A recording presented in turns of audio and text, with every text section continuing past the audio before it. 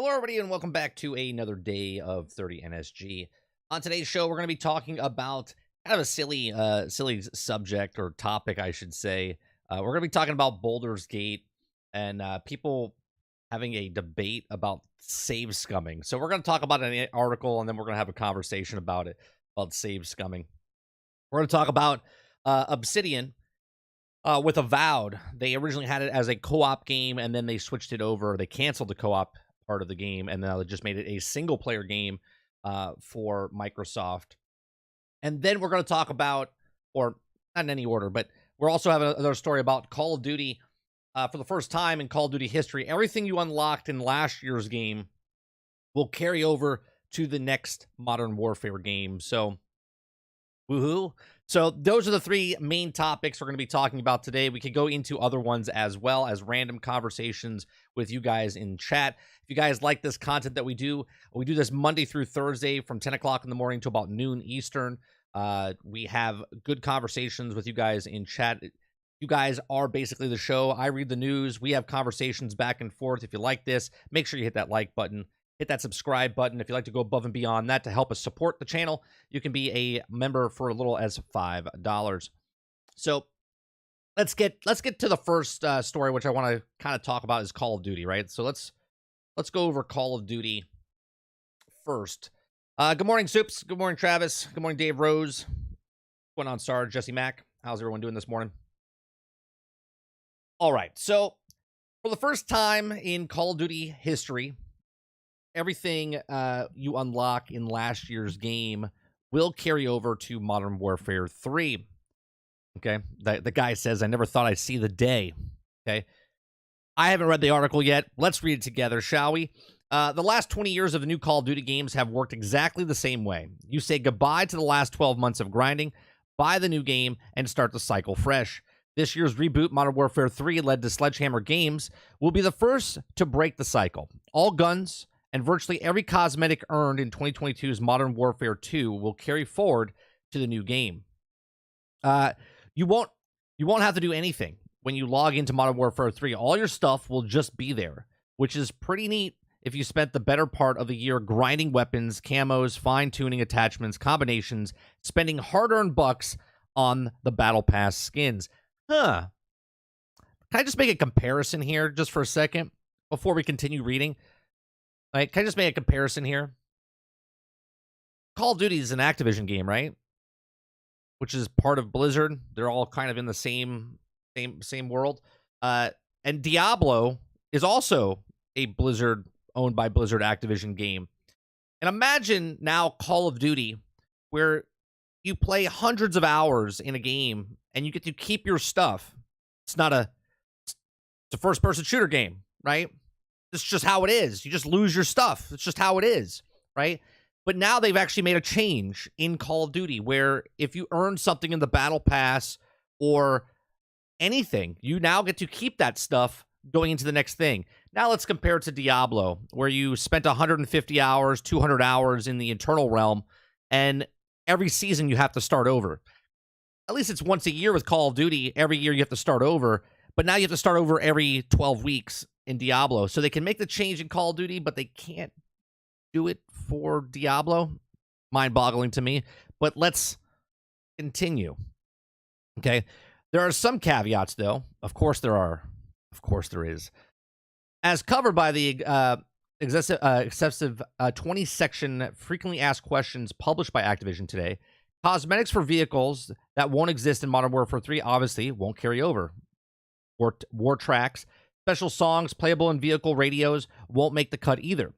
Now, the two games will be interconnected that you can even continue to level up guns in Modern Warfare 2 and see the progress reflect in Modern Warfare 3. That's actually pretty cool. So if you're leveling up P90 or something, okay, in Modern Warfare 2, and now Modern Warfare 3 comes up, you can continue leveling up the P90, right? So that's pretty good, right? Okay, while the caveat is confirmation of cross-progression is further evidence that Modern Warfare 3 might not have the same new game shine as the Call of Duty sequels, it's weird for another Modern Warfare to be happening just a year after the last one, and even weirder that it's not even led by the Infinity War. Okay, its seamless capability of multiplayer suggests that Modern Warfare 3 could feel more like an expansion of last year's game than its own thing. That would make sense considering the rumor last year that Treyarch next Call of Duty is delayed and the series would skip 2023. Now the Call of Duty marketing train is picking up speed. A full Modern Warfare 3 reveal event is happening on August 17th inside the Warzone. And if it's like the past in-game events, it will probably conclude with the trailer. A new teaser trailer is also dropped today, focusing on returning antagonists teased at the end of Modern Warfare 2 campaign. So you can go watch that over there. So what do you guys think about the... Obviously, I don't personally care about Call of Duty, but it doesn't mean people don't care about Call of Duty. Like, I just don't play Call of Duty. We did try the DZ stuff inside Modern Warfare 2. We did play the multiplayer aspect of it and stuff, and we did play Warzone a little bit. But other than that, I was not blown away by it. I thought it was pretty good, but I didn't think it was great. And I'm not a big Call of Duty fan. The last Call of Duty that I actually purchased and owned was Modern Warfare 2 back in 2009. So I'm not the greatest person to be like, these games suck or not. I'm just not a Call of Duty fan, right? I'm more of a Battlefield fan, and you know where I stand on that franchise. They've completely tossed it into the dirt, and they're fixing it over the last 18 months. So what do you think about the cross progression between Modern Warfare 2 and Modern Warfare 3? Let me go to chat here, see what you guys are saying. Let me see what you guys are saying. Sarge says, if everything I did carries over, then what do you do? What do you try to sell me? Or better yet, what do I grind for now if I have everything? That's a good question, Sarge. That's a good question. Like, what do you do? Right? What do you do if you're one of those people that literally no life the first game, you have all the weapons leveled up? Maybe there's new weapons. Maybe there's new things to go for. You would have less stuff to do. That's pretty interesting, right? So they're actually, if you buy this new game and you're a person that grinded the hell out of Modern Warfare 2, the new Modern Warfare 2, then you would have less to do for the same price as someone that paid the full price as well. So that's interesting. I don't know how that would work. Jesse Mack says, if they're doing the same story but different way from Modern Warfare 3, maybe you should think something different. Perhaps. Travis says it's because they care about COD players. You Diablo fanboys, not so much. What's going on, Dabstick? Only fanboys care, Soup says. Travis also says, I'll say it again, crazy, that it looks better than everything COD has done in the last 5 years combined. What looks better than everything the COD does in the last 5 years? Oh, THQ. Got it. I see it. Dave Rose says, I personally think those are amazing changes, shows that the respect for your time put in. I agree with that, Rose. I do agree with that, right? The people that are playing Diablo 4 right now are like, what the hell, dude? I put in 100 hours in this character, and I have to reset it every season. Call of Duty is saying, look, we know you played all this time into this game. Now you can continue going over. I think it's a good change, but at the same time, Sarge brings up a good point. What do you do if you're a person that already know life the game ahead of time? Sledgehammer, not Infinity War, Jesse Max says. Soup says, I have everyone, but I just for the campaigns, Modern Warfare 2 was my last one. Reese says, maybe they'll get creative. Nah. Oh, man. It just feels like Fortnite now, Soup says. Dabstick says, Call of Diversity, no thank you. Last good COD was Infinity Warfare. Travis says, that's not true at all. They respect your time. They'll tell you to go play something else. Oh, if they don't respect your time, they'll go tell you, oh, I see what you're saying. You're making a joke. Well, if they really respected your time, they'd just go tell you to play something else. Rose says, well, I'm sure the game will have new weapons to grind to answer Sarge on the top for older gear. Sure, but let's have a little conversation about that, right? So let's say, and I don't know how many weapons they have in the game right now, but let's say they have 30 weapons in the game now, right? And now those 30 guns are moving over to the new game. Now, if you're a person that didn't play Modern Warfare 2, and now you're coming into Modern Warfare 3 fresh, and let's say they have 15 new guns. So now there's like a total of 45 new weapons, right? Or I'm sorry, yeah, total of 45 weapons, but there's 15 new ones. If you're coming into Modern Warfare 3 fresh, you pay $60, $70 for your game now. You have 45 guns to kind of grind for and whatnot, where the person that paid $70 that already grinded their hell out of the Modern Warfare 2, they technically have less of a game, right? I mean, that's a personal thing, right? That's a personal thing if someone's upset about that or not. Probably not. They were just excited to play the new thing with the new upgrade. So basically, COD, even though I've called it for years, it's like Madden. It's Madden for first-person shooters. That's what it's looking like even more now, right? It's like instead of a new roster, you're just getting a new weapon set, and now you continue on with that.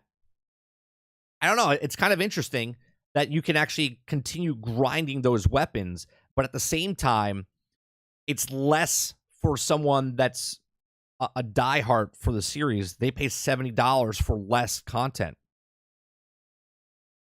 I'm liking the third-person mode in Modern Warfare 2. I thought the third-person mode was pretty good. Look, Soups, I'm on the bandwagon of I think all first-person shooter games should have a first-person / third-person swap. I love how Battlefront 2 and 1, they do that. I also love that you can also switch shoulders in Battlefront games, right? I personally think no matter what first-person shooter game you get, you should be able to have, if it's a competitive rank thing, maybe you can't go into third-person because you have an advantage of seeing more. But if it's just a casual go in and play, you should be able to swap to third-person, first-person, switch shoulders. I think that should be standard in all those type of games.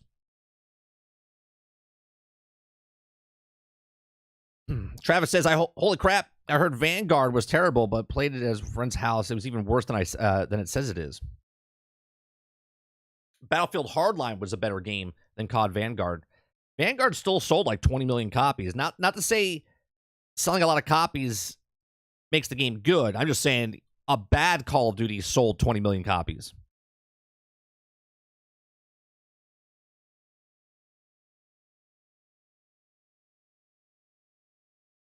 Jesse Max says COD is doing the same storyline as Modern Warfare 2 and Modern Warfare 3. Well, they're continuing the story. It's not the same story, Jesse. It's a continuation of the story, is it not?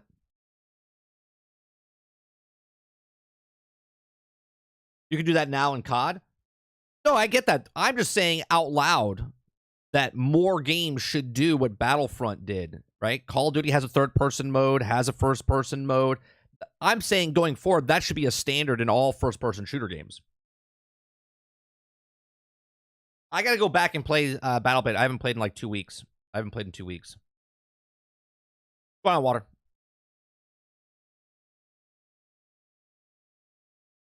Going back in for Baldur's Gate 3. Give me a second. I got to go do something real fast. I'll be right back.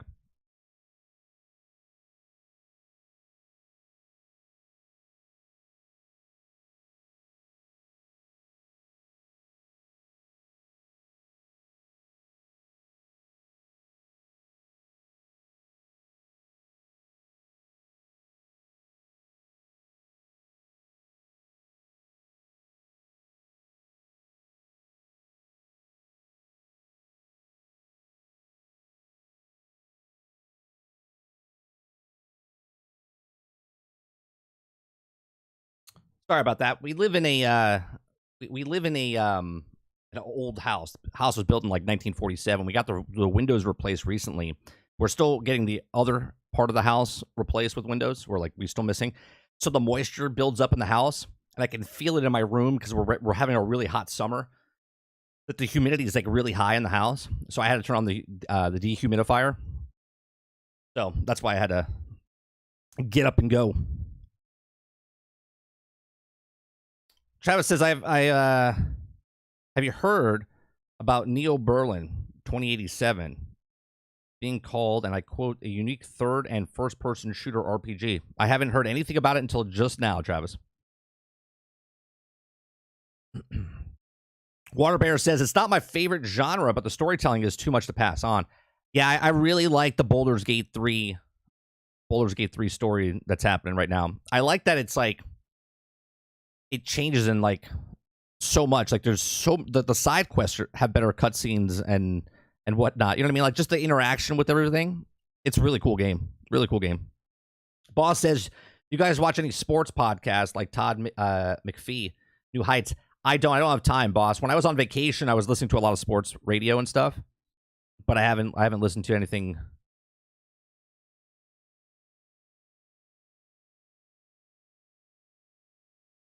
That's what I'm here. That's what I'm on here for, help to get great games. Is that why you're on here, Travis? I thought it was to talk crap about things. That's what I thought it was. I see clips and stuff of Pat McPhee, but I don't watch it religiously.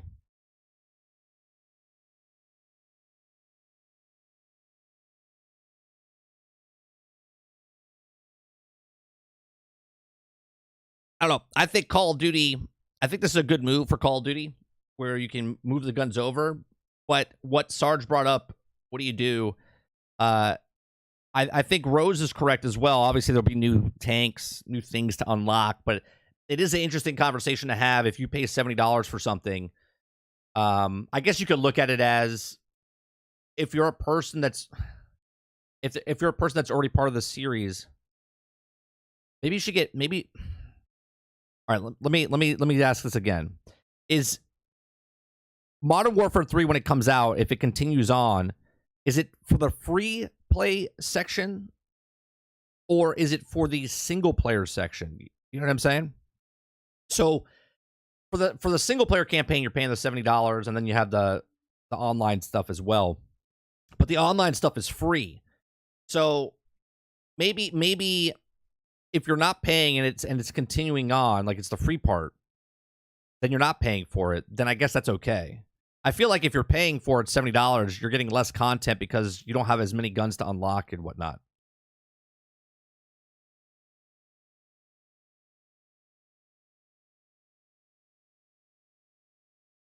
I'm pretty sure the Bear campaign, I don't touch the multiplayer aspect or beat the multiplayer aspect. I wonder if it's because it just says for the game. It doesn't say carry over to Modern Warfare 3. Is that for the online aspect or if that's for the whole game? Because the single player aspect of the game, you're not using the guns you unlock in the game. You're using the guns that you get in the campaign, right? So I'm going to assume that the stuff they're talking about coming over is for the online portion.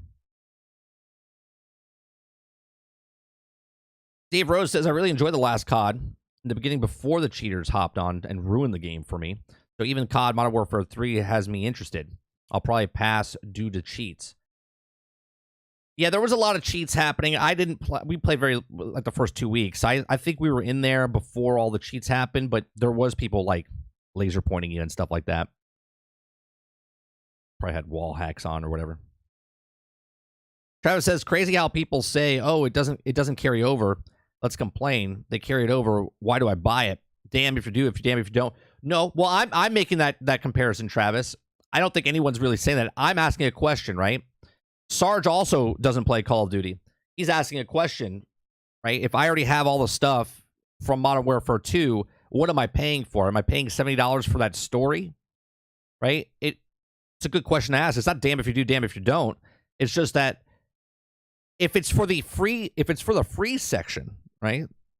If like Modern Warfare 3 comes out and the Warzone is updated and you get into that section, like this article doesn't really tell you. It just says that your stuff's moving over from Modern Warfare 2 to Modern Warfare 3, right?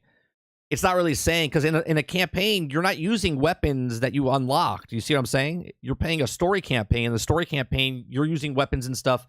There's no levels or anything in the campaign. So it would have to be for the online section. So I would really need to go more into what it actually is doing. They said they had a frequently asked question. Let me go to the frequently asked question stuff. Maybe that'll... Okay, so let's look at this, right? We know that many questions are about the content we unlocked and collected during. during your time in Call of Duty Modern Warfare 2, as well as the second iteration of Call of Duty Warzone. And now all of it accessible in Modern Warfare 3. Good news, we've complied with the frequent asked questions and carry forward. You also have fine details answered below. What is carrying over? Including bundles, operators, and other rewards unlocked from the game, and how much will be accessible to Modern Warfare 3. Let's see if there's another topic here.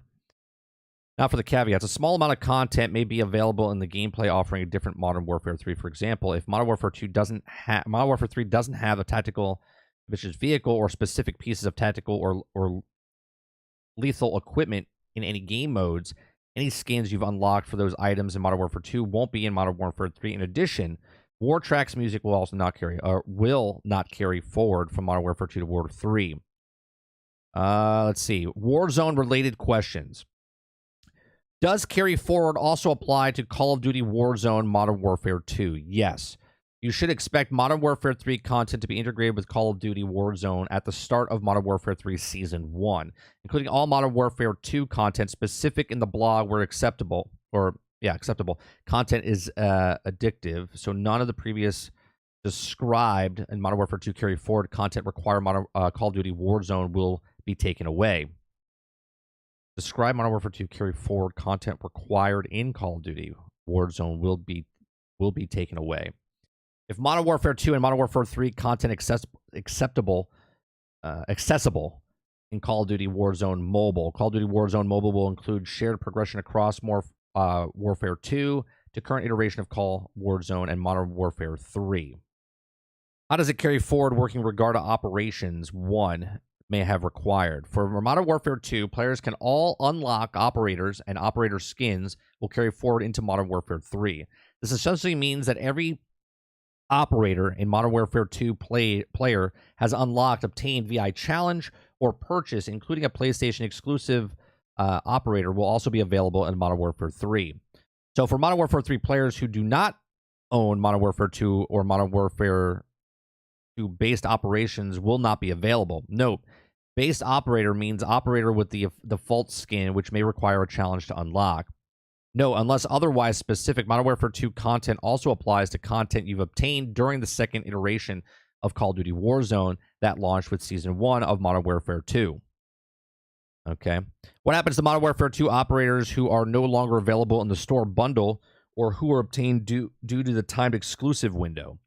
For Modern Warfare 2 and Modern Warfare 3 players, timed exclusive Modern Warfare 2 operators or skins are not available if they haven't been unlocked or purchased. This mainly relates to the Battle Pass operator skins as well as the Black Cell operator. Okay, so I can see what they're doing here. So this is like the fear of missing out type of thing. This is like exclusive type of stuff. So if you want the skins and operator type stuff from Modern Warfare 2, then you would have to purchase Modern Warfare 2 and you would have to play in the seasons. Now what happens is going into Modern Warfare 3 and the operator and the seasons that happen in Modern Warfare 3, people that have skins from Modern Warfare 2 will carry over. People will see them. You will not be able to. So this is starting to condition you of when Modern Warfare, let's say 4 and 5 down the line come out, okay, that you would have to get the older game and gain those things to have those things in the next season. So it's like a show-off type of thing. I see that happening. Okay, so example 1, the operator shown above has included in Season 3 Battle Pass. If the player didn't obtain her then, they will be unable to obtain her base skin now, right? So the only way you could get that is, well, if you want these skins and you think these are cool, then you're going to have to come in and get those, right? Jesse says, I really don't care. Most people probably don't care, but the people that do care are the people that spend money on these microtransactions and whatnot. So we'll see. However, the future store bundle is released by Modern Warfare 2 that includes Valkyrie, would also be acceptable in both games. Players would only have access to the specific bundle skins, not the limited time. All right, let's see. Example 2. Okay, 6. What happens to operators who exist in both Modern Warfare 2 and 3? For example, assuming Captain Price appears in both games, Modern Warfare 2 Price or Modern Warfare 3 Price, two separate operators. No. If Captain Price appears in both games, he's regarded as the same character and is selected in the same operator's screen menu with Modern Warfare 2 or 3 skins. Weapons and guns related questions. Do all weapons in Modern Warfare 2 and the blueprints carry forward to Modern Warfare 3? It says yes. Some base Modern Warfare 2 weapons were available for a limited time during Modern Warfare 2 seasons for content, are initially inaccessible to Modern Warfare 3 owners unless a specific weapon unlock challenge for the weapon has been completed. Okay. Example. Number 8. Do all attachments in Modern Warfare 2 carry over forward? Yes, they do. Number 9. All Modern Warfare 2 weapon camos include mastery camos for those awarded completely events. They all carry over as well. Can a player use Modern Warfare 2 camo or Modern Warfare 3 weapons? Can a player use a Modern Warfare 2 camo? No, you can't use the camo from Modern Warfare 2 on a Modern Warfare 3 gun. Can a player level up Modern Warfare 2 weapons in both games? Yes. Weapon progression will continuously update between games. That's good, right? If tactical or lethal weapons has a skin, do they carry forward? Yes, provided that the tactical or lethal acceptable available for use in Modern Warfare 3. Is there a reason for purchase Modern Warfare 2 if all weapons are available in Modern Warfare 3? Yes. You would be able to have some or all your Modern Warfare 2 weapons assault fully leveled up and unlocked, along with the associated camos ready for Modern Warfare 3. Okay, do weapons and charms include weapon mastery charms, weapon stickers include decals? Yes, they come over. What about the vehicle skins and also calling cards? Generally, yes. Are there any Modern Warfare 2 cosmetics that won't be supported in Modern Warfare 3? Generally, no, aside from the following caveats, which we already went over. Other questions: how do I know whether Modern Warfare 2 store bundle features content that can be used in Modern Warfare 3? Due to the labeling donating at the content usable in both games, the labeling is scheduled to be visible in Modern Warfare 2 store starting on August 16th. So it'll tell you inside. All item bundles will also be usable at the Call of Duty Modern Warfare 3 at the bottom here. It will tell you once you highlight the weapon. In general, what happens if I purchase Modern Warfare 3 first and then purchase Modern Warfare 2 content still be shared? Generally, yes. See, that's exactly what they're doing, right? People that want certain things that were in Warfare 2, they're going to go buy the old Call of Duty now, right? So if it was on used copy, $30, people might go out and buy it. Small percentage, but I think people will do it. Does all carry forward content work in carry back capacity? For example, can I use unlock Modern Warfare 3 content in Modern Warfare 2? It says no. And I think that's it. So, those of you that play Call of Duty, I hope that answers your questions.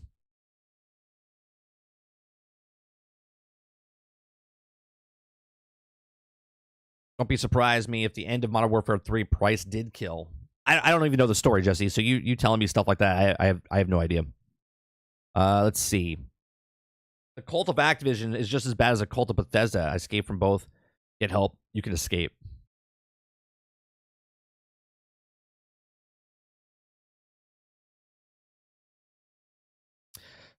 Why did Dabstick say next subject? Yeah. You guys are part of the chat, but you're not producers. So I'm gonna do what I want to do on my channel. And I know Travis is being joking.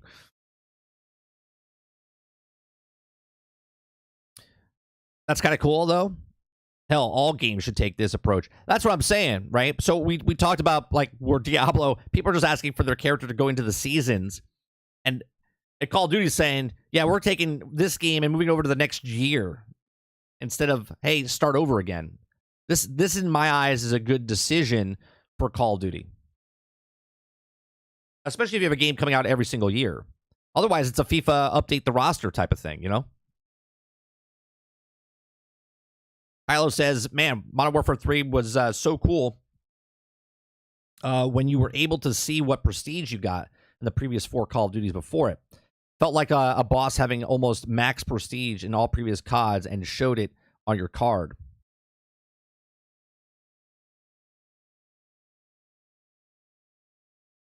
Boss says, Path of Exile shit shouldn't go to Path of Exile 2. Aren't they going over to Path of Exile 2, boss? I'm pretty sure they are.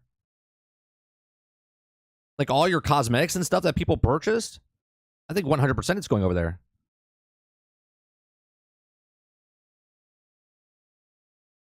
He says, I don't want anyone looking better than me off past accomplishments on another game.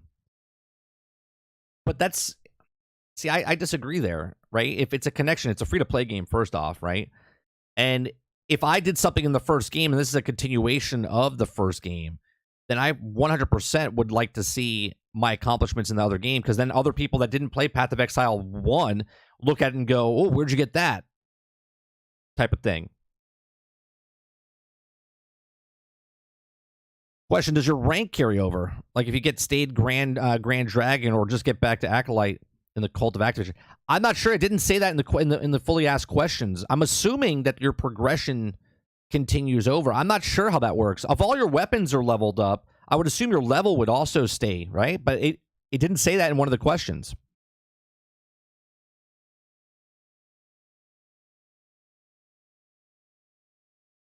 Brain says, I have liked what I've done in the DMZ, multiple maps to choose from, factions, do the missions for, and get rewards. Let's see. Hackers will hack. All camos unlocked, probably. Huda Papa says, you have Activision cult, Bethesda cult, and the worst one definitely is the Sony cult. I don't know. I think it's the Grand Theft Auto Online cult. I think that's a Rockstar cult. That's a pretty bad.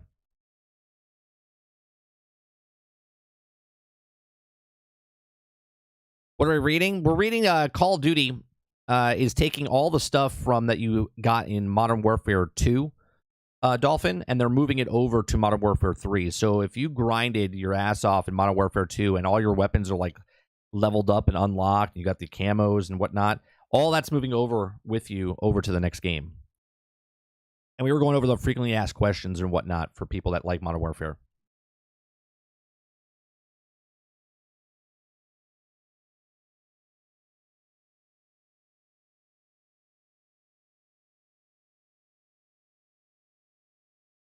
Brain says, I really like how they did seasonal weapons.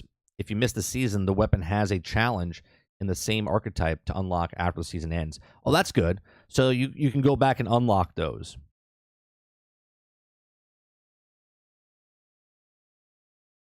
Boss says, dumbing it down seems to defeat the purpose. Dumbing the down for Modern Warfare to unlock your weapons? How's that dumbing down, though? It's just using the weapon. Like, all your weapons and skins that you unlock by using the weapons, like all your attachments and stuff is by using the weapon. How would that be? Or are you talking about Path of Exile? If you can unlock Path of Exile shit in Path of Exile 2, I'm fine with that. Well, I think the stuff in Path of Exile 1 doesn't move over to 2, like, to unlock stuff. But if you have it, like, if you've done stuff in Path of Exile 1, again, I haven't looked too far into it, but from what they're saying, anything that you've done in Path of Exile 1 will move over to Path of Exile 2. I don't think I can unlock stuff in 2 from 1, if that makes sense.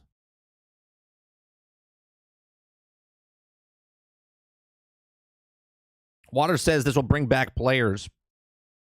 This will bring back players who left Call of Duty 2, most definitely. I think since I'm grabbing 3, I might check out 2.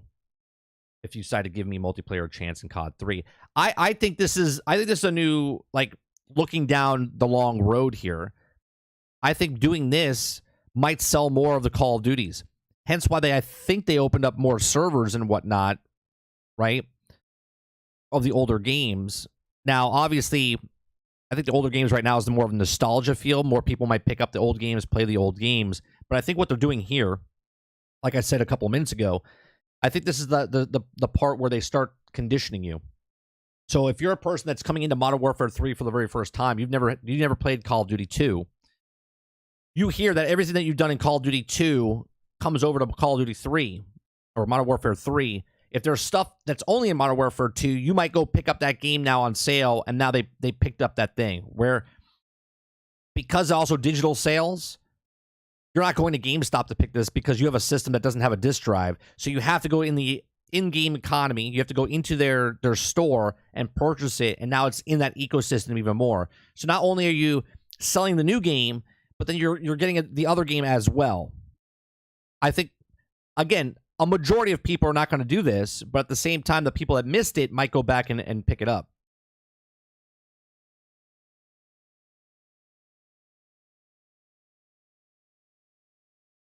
Yeah, Path of Exile it's intimidating. It's intimidating when you go in. All right, so let's go to the next story. Let's go to the next story, which is Obsidian.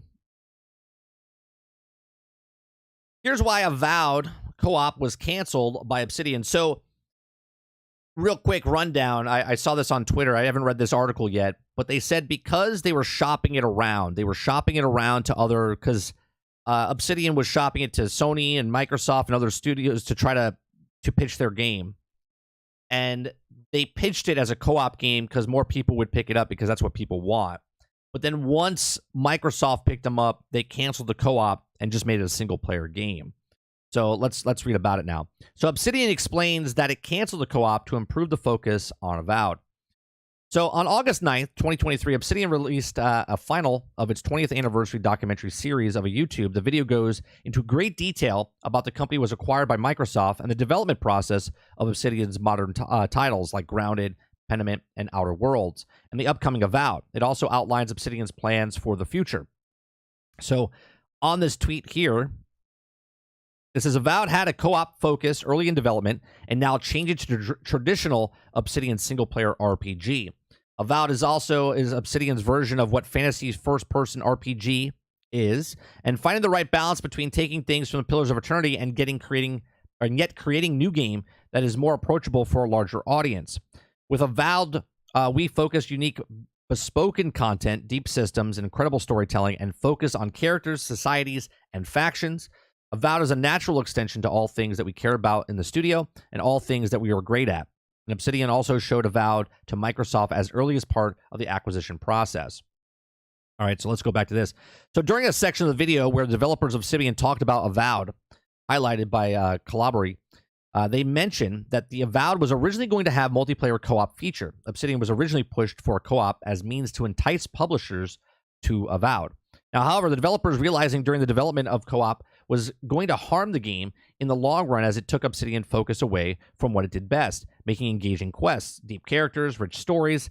And in the end, the developers removed the co-op from Avowed so they could focus on making it into a traditional single-player RPG that felt was natural extension of what they cared about and what makes Obsidian games great. So, obviously, Avowed, Obsidian didn't make Redfall, but I can see a little crossover here, right? So, Avowed obviously made the change before Redfall came out, but they thought about it. They're like, if we make this co-op, our games are about single player, about making stories good, about making the quest lines good. And if we make it co-op, we're not doing what we're known for, right? If you ever played Obsidian games, Fallout New Vegas, they've done a lot of games. They've did Outer Worlds. They make really good story content, in my opinion. So I'm actually kind of glad that they didn't do a co-op game, right? So it says the decision to make Avowed purely a single player game is, I believe, a wise one to make. Trying to incorporate multiplayer systems into a large RPG is, while possible, extremely risky, as it could force you to make compromises that will make the game unfocused and weaker overall. Looking at you, Redfall. All right, sticking to what your game's beloved in the first place instead of chasing trends can lead to success, as seen with Baldur's Gate 3 becoming the most popular game on Steam. Well, Obsidian Avowed received an equally positive reception for single-player focus and the end of the upcoming one of the best Xbox games. Only time will tell if the upcoming Xbox title will release in 2024 and Xbox Series X and S and the PCVI Windows. A lot of people are already talking down on what Avowed looked like. They said graphically it looks like it's different, and it probably is. Because before it was going to be on multiple platforms, and then Microsoft picked up Obsidian, and now Avowed is just a Xbox, or I should say Microsoft. I shouldn't say Xbox exclusive. It's a Microsoft exclusive. So you'll be able to play it on Game Pass. You'll be able to play it on PC. You'll be able to play it on the consoles and streaming and your Samsung TV or whatnot. So I'm glad that a company that is a single-player game creators, we're going to pitch it as a co-op, and then decided, well, if we do co-op, it's not in our wheelhouse. Now, saying that a company can't take risks, I mean, obviously, it's nice to take risks, right? Change is good, okay? But they decided going from co-op to single player, and I think that's a good choice. I think Obsidian makes really good single player games. And I think this might be another great single player game. And I don't think this is that AAA status of a Skyrim, right? It also takes place in the same world as Pillars of Eternity. So I don't think you have to play Pillars of Eternity. I never played it, but you could go back and play Pillars of Eternity, and you would also have connection points inside this game. So let's see what you guys have to say. All right, PLE stuff's moved to PO2. I never played. Go okay.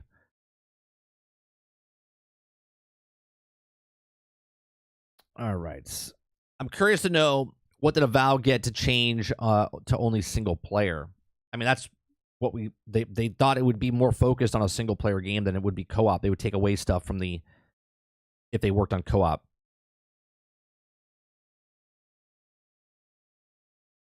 Microsoft changed the version of the game. What? No, I'm shocked, but that's not what we read at all.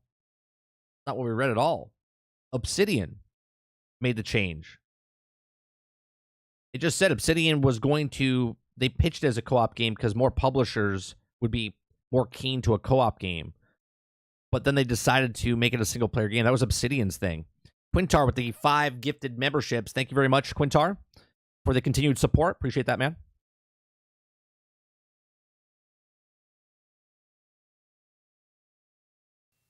Thanks for becoming a member.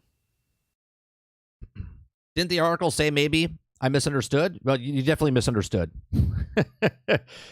You definitely misunderstood, because Obsidian, the entire time, canceled the co-op. Microsoft did not.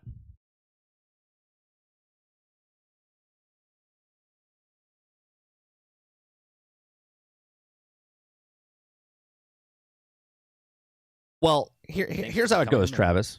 Here's how it goes. You might have changed it 5 messages ago before I even got there. But on my screen, when I'm reading something, I'm not looking at what chat is. And then chat keeps going up. But then I scroll back up to see where it starts.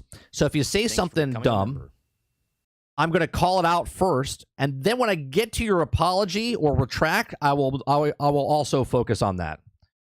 Quintar with another 5 gifted memberships. A total of 10 gifted memberships from Quintar. Appreciate that very much.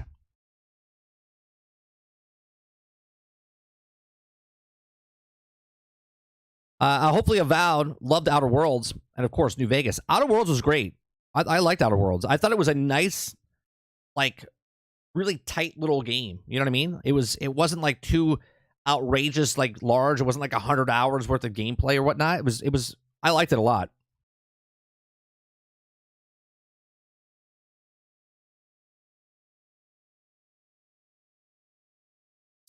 I would assume, Travis, that what is today, the 10th? Yeah, the 10th. On the 10th last month, YouTube Lurker made a donation or gifted memberships of 50 people, right? Of 50 people. So it probably ran out just now.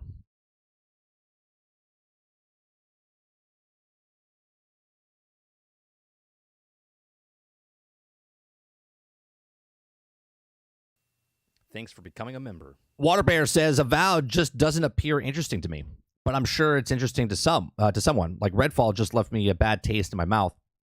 Well, Redfall wasn't Obsidian, and Obsidian, the games that they've created have all been really good.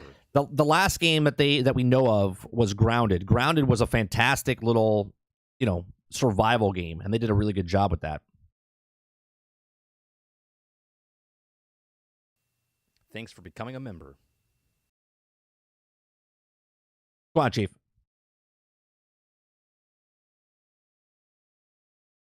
I have an email, and it says it's on the 14th, but all good.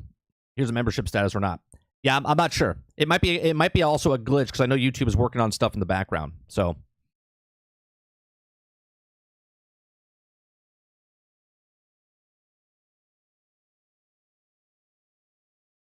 Jesus, Quintar, he's trying to hit everybody up. He's trying to get everybody up. Quintar with another gifted 10 memberships. Thank you very much, Quintar, for the additional 10 gifted memberships. Make sure you guys, if you're in chat, and you guys have a great name, make sure you opt in to get it.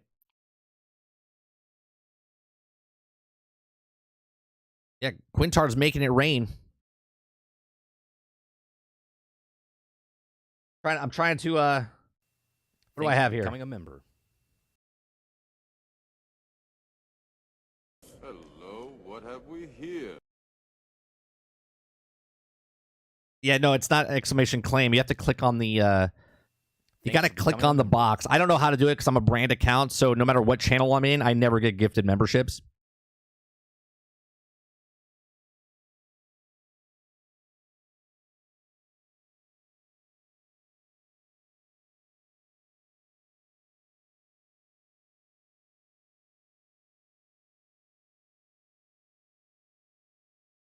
Jerry Maguire, show me the money.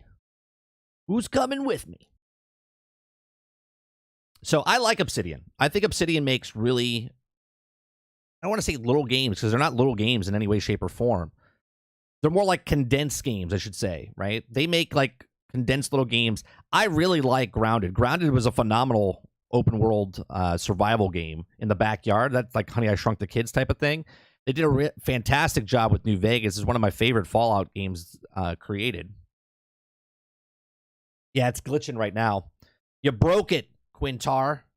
You broke it.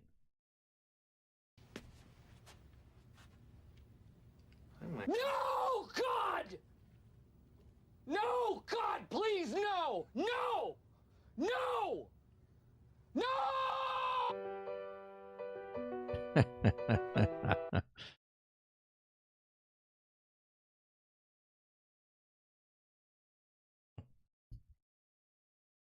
I like Fallout 2.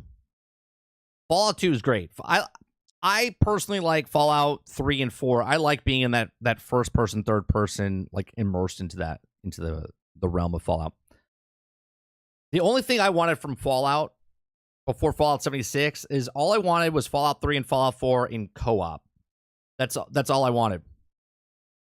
I'm not sure what's happening because two of the gifted memberships got claimed for that 10, right? Let me see. 1, 2, 3, 4, 5. Yeah, that got hit. And then 2. Yeah, he broke it. Way to go. Do I have another thing? I think I have. What's this one? Ooh, you got some pie, eh? Nope. Can I have a piece? That's not it. Come on, let's keep a little optimism.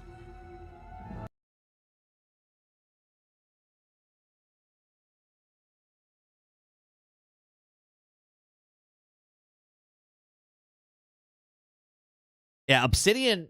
I don't think. What is Obsidian? Let's look at the games they've created, right, over the years. Let's look at the games that Obsidian's made over the years.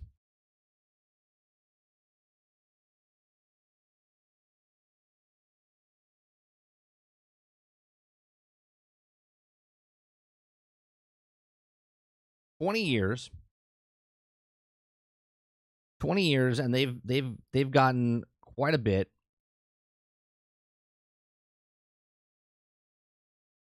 They're doing Outer Worlds 2, obviously. They have Avowed. They did Grounded, Outer Worlds, Pillars of Eternity, Pathfinder Adventures, Armored Warfare, Pillars of Eternity, South Park: The Stick of Truth. All right, that's a fantastic game. If you guys have never played South Park: The Stick of Truth. Fallout New Vegas, Alpha Protocol, Neverwinter Nights 2, and Star Wars: Knights of the Old Republic, Sith Lord, right? Old Republic 2, one of my favorite Star Wars games ever, right? So their track record from Obsidian, they know what they're doing, right? They know what they're doing.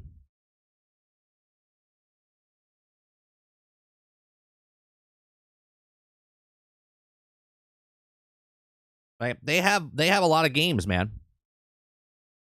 They have a lot of games, and I don't think there's a bad game in this group here that they've done.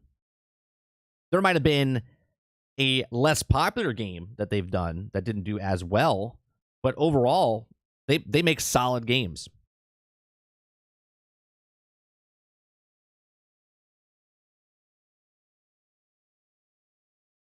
Right? So I'm okay with them switching it from a co-op game to a single player game. Also, the art style that we've seen. Let's see. Let me look up Avowed real fast.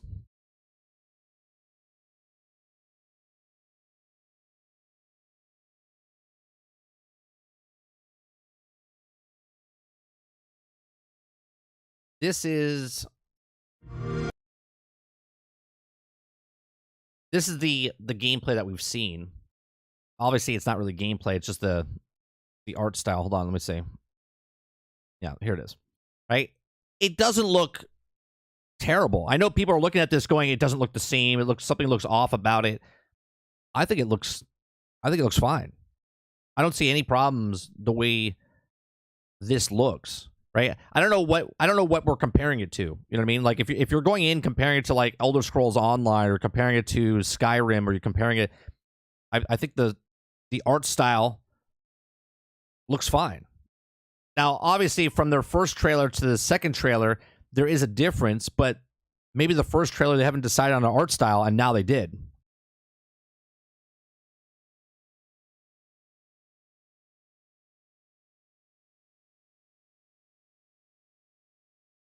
Yeah, I think this looks good. Now, obviously, I'm not going to buy this, not because it's on Game Pass. I'm not interested in this. If I have a game that I'm not playing and I'm like, oh, you know what, I'll give it a shot, I'll go on. Why? Because it's on Game Pass.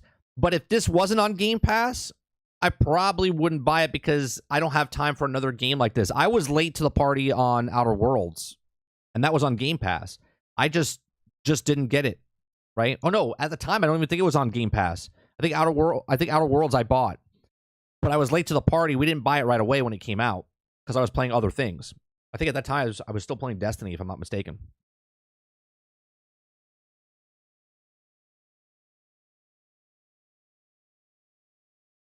When did Outer Worlds come out? Outer Worlds came out. Let's see. Outer Worlds came out in 2018, right?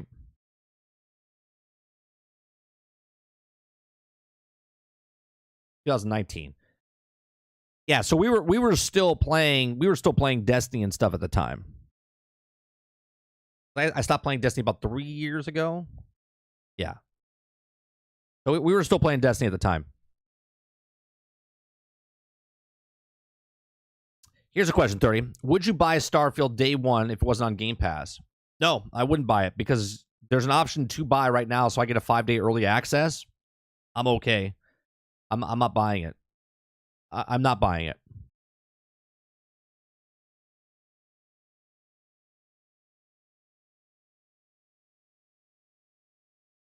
DC Universe is on Game Pass. Yeah. Yep. I don't know if it's on Game Pass, boss. I think it's on Game Pass. It's on my system, but I think it's free anyway.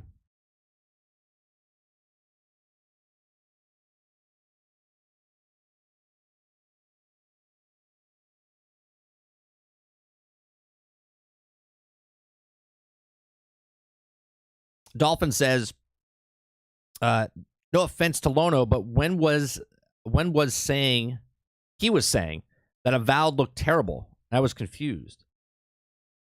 Look, each their own, right?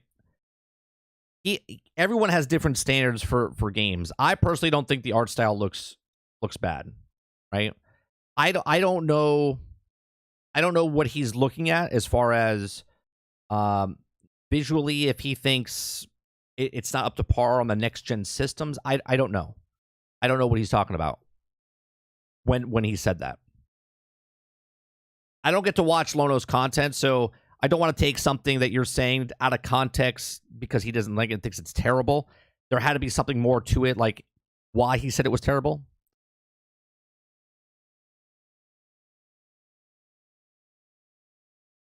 Do you think we ever see a sequel to another company do something like Anthem, or not really? Like someone else pick up Anthem, Travis? Is that what you're asking?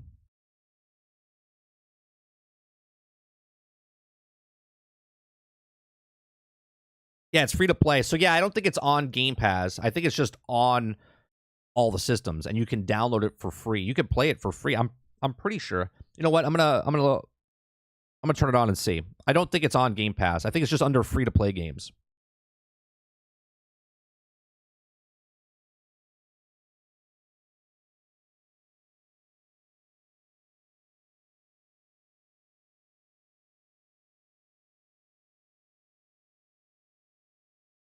The Game Pass, all games.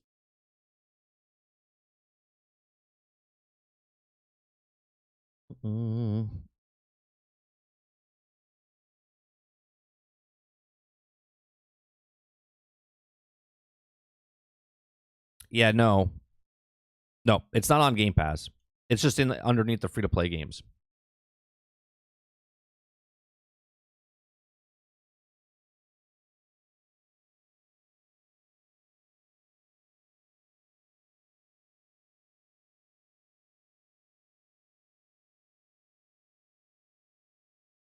Kyle says because he loves to hate on Xbox for clicks and views and gets mad when people call him out for it. I mean, it is what it is. You're gonna get called out. I'll be honest with you, as a content creator, I get called a lover of something all the time, and I can tell you straight up that I'm not in favor of one company or another. But it doesn't matter how many times you say it. Someone's going to assume that you are because I play on Xbox, they think I love Xbox, right? And because I tell stories of all systems, and I just read the news and then give you my opinion, it doesn't matter what I say. People are still going to say that I'm one way or the other. I mean, if you're not doing, let's be honest, if you're a content creator and you're not making clickbait stuff, you're not doing your job correctly. Hence, look at my channel, right? You know what I'm saying? Like, I don't make clickbait titles, but I'm also doing YouTube wrong because I'm not doing the shorts, and if Creature's probably here listening, right? I don't do shorts. I don't do clickbait titles. I literally... I try different things. I think it works, but at the same time, because I'm so small, I don't grow as much because I'm not doing certain things. And then other people do the same style as me down the road, and then they become more popular because they have maybe more drive than me. I don't know. But that's just what it is. You know what I mean? Quintar, going to test out if it's still broke. Quintar with the 5 more gifted subs. Total of 20 gifted subs this morning. Gifted memberships. Yeah, I think you broke it. I think you broke it, Quintar.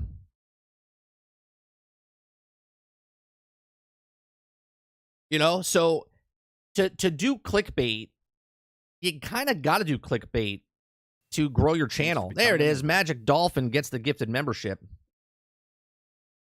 Oh, is it 25 total? 5, 5, 10. Oh, it is 25. My mistake.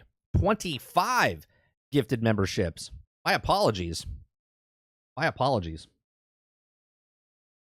I don't have a counter on the screen. Thank you very much, Quintar. That's what I'm saying, Dolphin. Make sure you had to toggle on allowed gifts. Yes. You got to make sure that you opt in for that. Otherwise, you will not get it.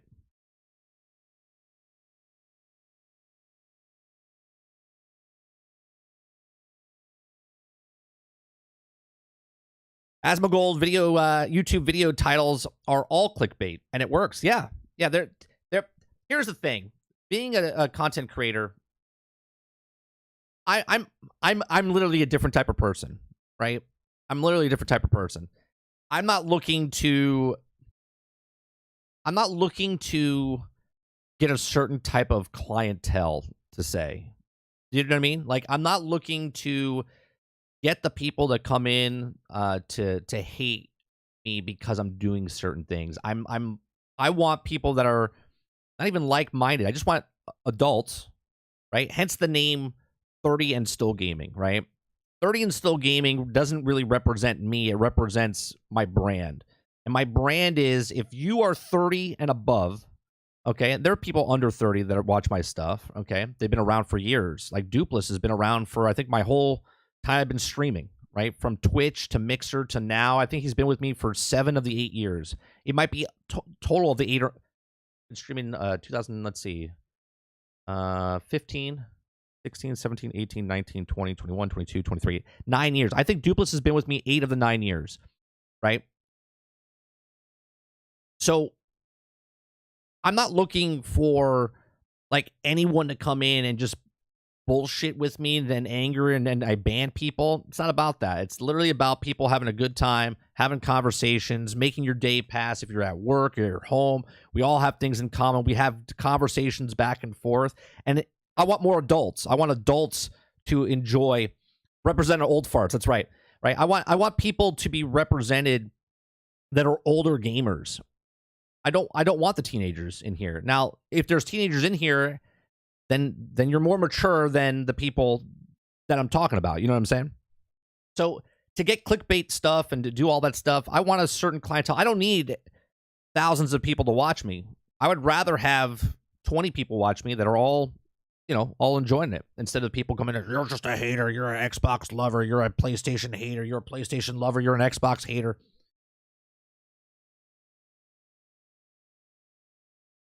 I liked Mixer. Mixer was my favorite platform. I do like YouTube, though. I do like YouTube. It took a while to get used to it, but I like YouTube. But YouTube doesn't do well with live videos. No, boss, I'm not against PlayStation. I'm against you. That's what it is. Personally, I'm against you.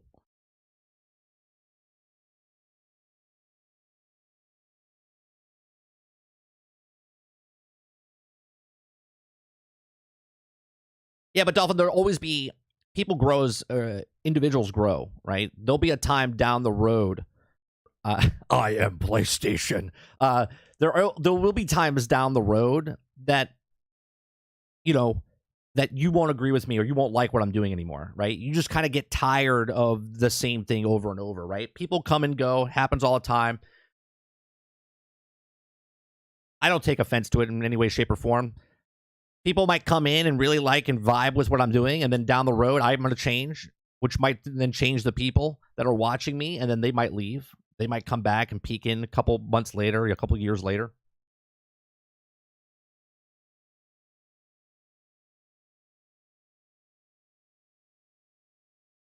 Travis says, I think Anthem got a lot of hate, but it's better than you know. I'll say it again. Anthem was a really fun game. It had a really good foundation. They did really good with the mechanics of the flying, the combos and stuff, like the whole flying to ground combat. They did a really good job. The story was decent. The gameplay was really good. The worst part about Anthem, besides the launch, the connections was terrible, was the end game. The end game. There wasn't enough weapons to get. There wasn't enough things to get in Anthem. Anthem gets... There's a lot of games that the smallest thing makes like the biggest waves across and what it's biggest waves across the industry, right? So for instance, Mass Effect Andromeda wasn't that bad of a game either, but people remember the bad facial the facial features of certain characters, and that game got shit on across the board, right? But overall, Mass Effect Andromeda was actually a pretty damn good game. Gotham Knights, another good game. People are like, I don't like the combat. They didn't like the combat. They didn't actually play it, because the combat in that game is really good. You just have to learn how to play the actual combat. But it got shit on because of 30 frames per second, right? The 30 frames per second is what overshadowed everything about that game. Anthem, the end game, overshadowed everything about that game, right?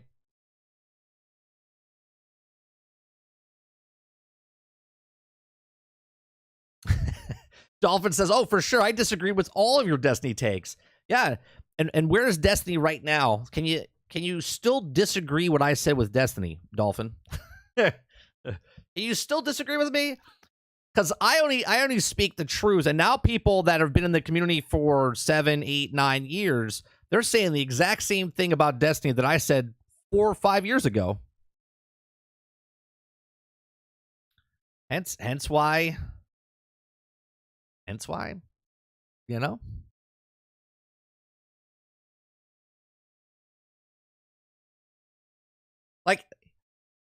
Like perfect example. I saw Lono's, and this is no shade against Lono in any way, shape, or form. I saw his opening about Xbox having a new system and how their business model is going to Game Pass, right?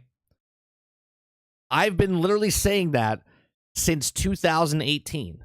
You could go watch a Generation X gaming podcast, and I've been saying what now the industry is saying, what Microsoft is doing with just Game Pass, and they're focusing on Game Pass, and they don't care about system sales.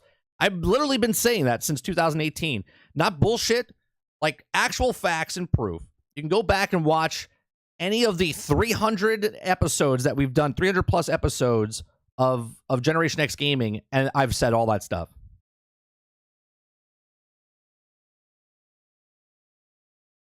Oh, Chief, yeah.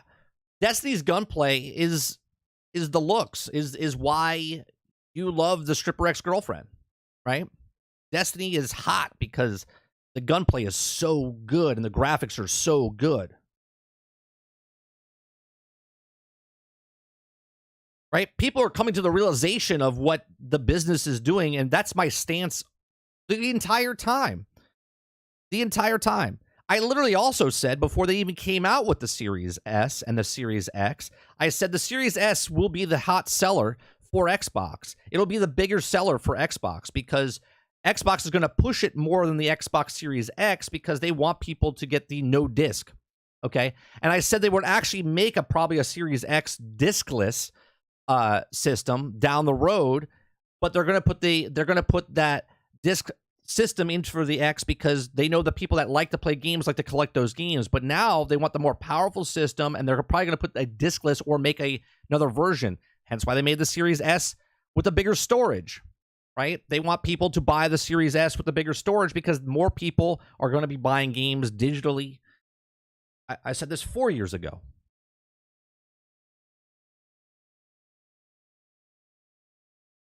Microsoft has been saying that for years and focusing on the ecosystem over hardware. People acting like some big change cracked me up. Reese, I literally said it before they even came out, admitted it.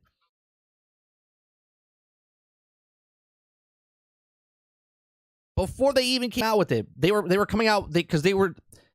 I saw the change when they were going from the Xbox One, the Xbox One to the Xbox One S. Okay, before they were coming out with the One S at the tail end of the life cycle of that system before the Xbox Series S and X came out.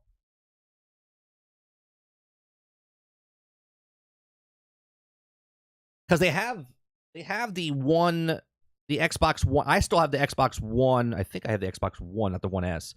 I had the disc drive. Then they came out with the Xbox One S, I think, with no disc drive, if I'm not mistaken. I think streaming is going to ruin gaming in the end, though. It's going to cost too much to play games monthly. Watch. Right. Well, I've had that conversation as well, Water. Right. What is too much for a subscription model? Right. Like when you play World of Warcraft or any kind of MMO, it was $10, and they raised it like $15, and then $15. Is that too much? Right. And now they don't even charge. Now they give it to you. Right. So what is that price? I said it on multiple podcasts. I think $20 is my max. Maybe $25, but I would have to know that the games that are coming out are really good. I don't know.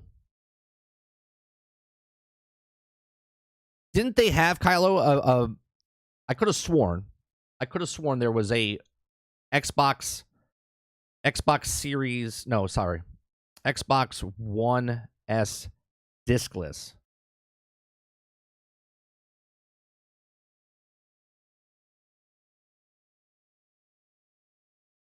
Yeah. Oh, that's the One S. Oh, they do have it. Xbox One S console, 1 terabyte all digital edition. Yeah, 100%. Yeah. No, they. Yeah, 100%. It was.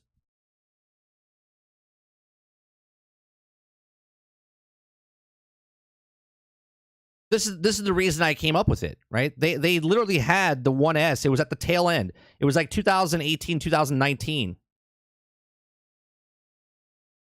Yeah, you can pick it up for $170. Yeah. When they came out with this is exactly when I started talking about it.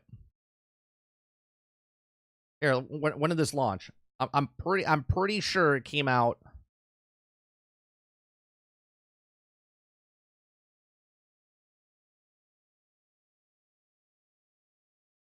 Let's see. Yeah, May 7th, 2019. Was released on May 7th, 2019. Because they talked about it leading up to it. And then and then they started talking about the new systems as well. And Phil Spencer was on record saying multiple consoles were coming out. And then in a smart-ass way, he's like, this is a system and this is a system. See, multiple systems.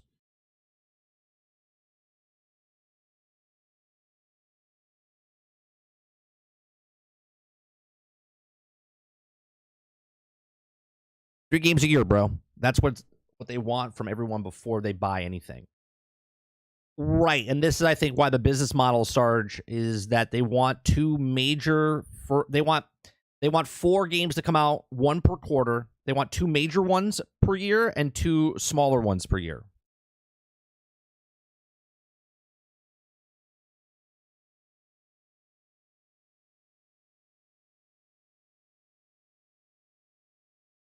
Can you play the Series X games through the cloud in that? I'm not sure. I have an Xbox One, one or One S. I forget what I have. I'm not sure. I know it's backwards compatible. That's part of the whole thing, though, that Spencer said, right? That you can take your games and play them anywhere. So what was the news about Baldur's Gate 3 is better than anything FromSoft ever's done? We're not there yet. There's a couple of stories of Baldur Gate.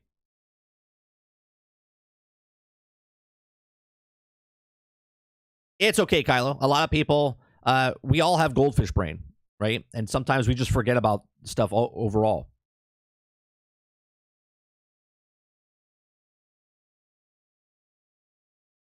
Again, Travis, you're not a producer of the show. I appreciate you trying to move the show along, but I'll move the show along when I feel like moving it along.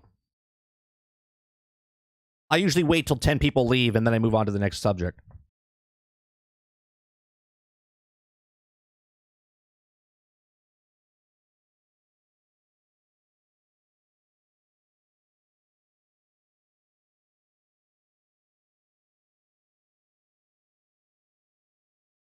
I'm available. Hint, hint. I'm not hiring.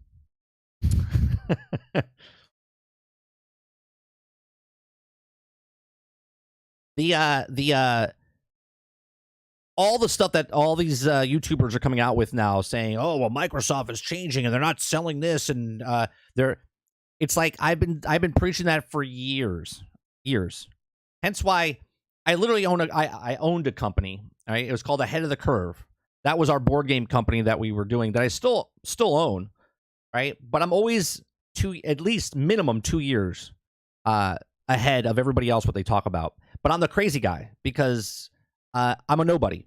If I had 50,000, 60,000, 100,000 followers, subscribers, and I say something, there'll be articles written about me. Man predicts this and stuff, whatever, right? But because I'm a nobody, and I know I'm a nobody, right? I get lost in the web, and then other people come out and they're like, "This person predicted. Asmongold said this. This person said this." Meanwhile, I literally have proof of me saying things that have all come true, and they're all documented on our Generation X Gaming podcast.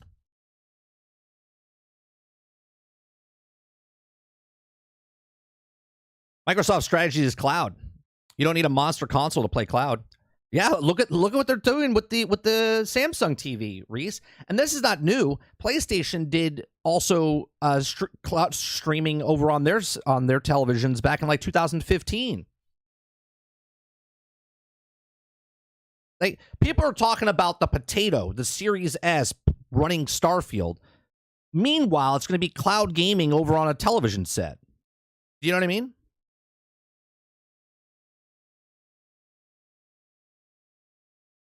I like Asmongold, though. Asmongold reminds me of me. He's like 15 years younger. I think he's like 30, 32, and he's a hell of a lot richer. Okay? He is very education. He's got a lot of education in his brain from just playing games over the years. He reminds me of me and Sarge, right?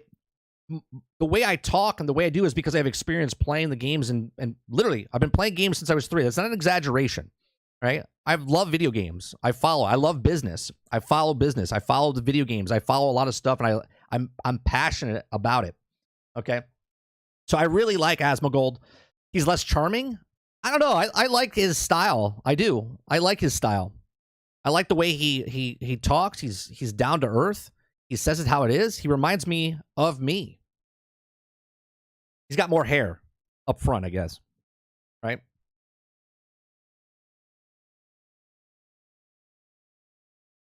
I remember when we predicted that these upcoming years would be the years of the remake and remasters. How many remakes and remasters have it? Yeah, Sarge said it. He's like the year of remakes. I think he said that in 2020, right? I think he said it in 2020. We also predicted right in the beginning of of COVID, we said that the PlayStation and Xbox are not going to have the sales that they're going to have. They're going to struggle with the sales. Okay, obviously anyone with 2 brain cells could figure that out because of what was happening. They said 2 weeks. And yet it's been 2 years type of thing where we were going to be closed down. The supply chains were fucked. Video games were suffering. We've seen all of that happen over the years.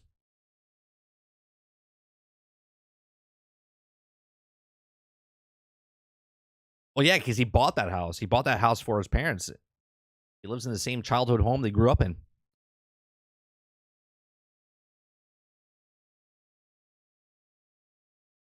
I've been hyped for the potential of the cloud for a while. There's a chance to see some amazing games once it gets here. Reese, do you remember? You've been here long enough.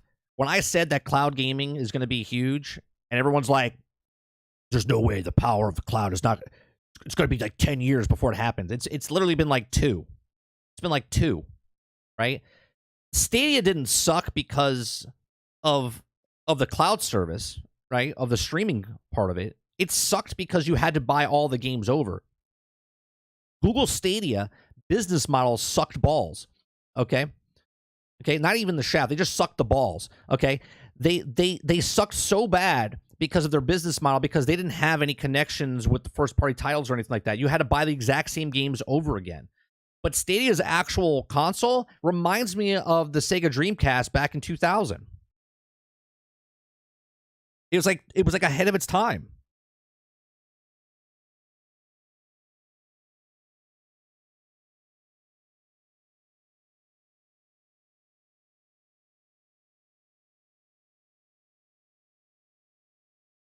Cloud is only going to work great if you have the connection for it. If you don't, unless you can download instead of streaming. But more and more providers, like you can't just look at the gaming aspect, Water, and say if you have the connection for it. If you look at service providers, more service providers are spreading and getting gigabyte internet or fiber optic internet and stuff like that. There's the data coming from space now with SpaceX with their what is this service call? I forget what the hell it is. Right? It's getting better and better. And you got to look at the people that are gamers. Gamers in general for console, right? For console gamers is about 300 million people between Nintendo, between PlayStation, and between Xbox. That's the saturation point. Like 280, 300 million people. Starlink. Thank you very much, Dolphin. Okay. It's getting faster and exponentially better. Exponentially faster, exponentially better.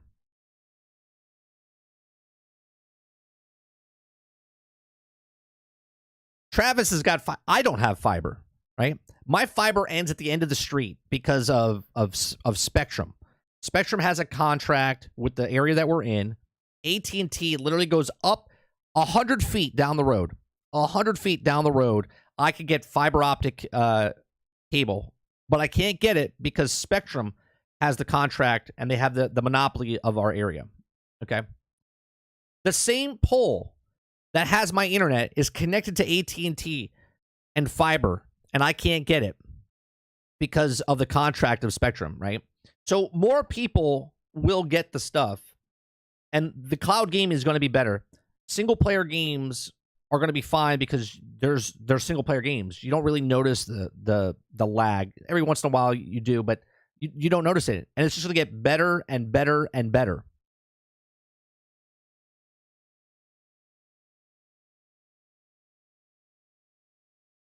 Connections are improving. Data centers are popping up on more cities. Yeah. Faster and faster. What's going on, Big T?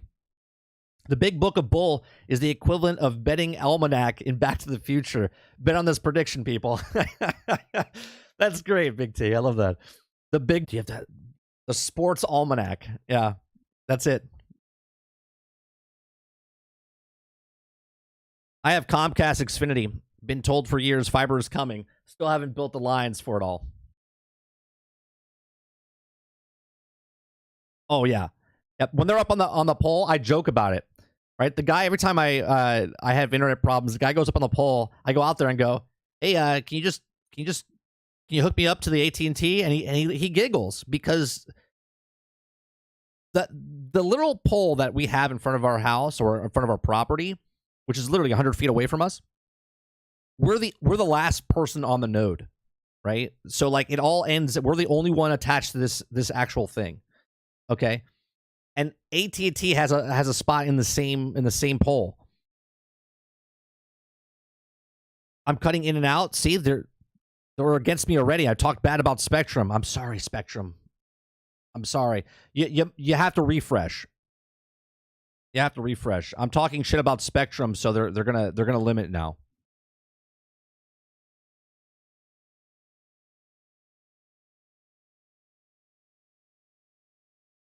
Like, do you hear this guy?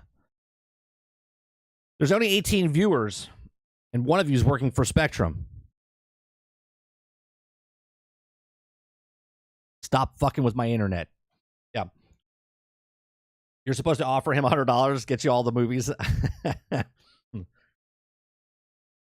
Yep.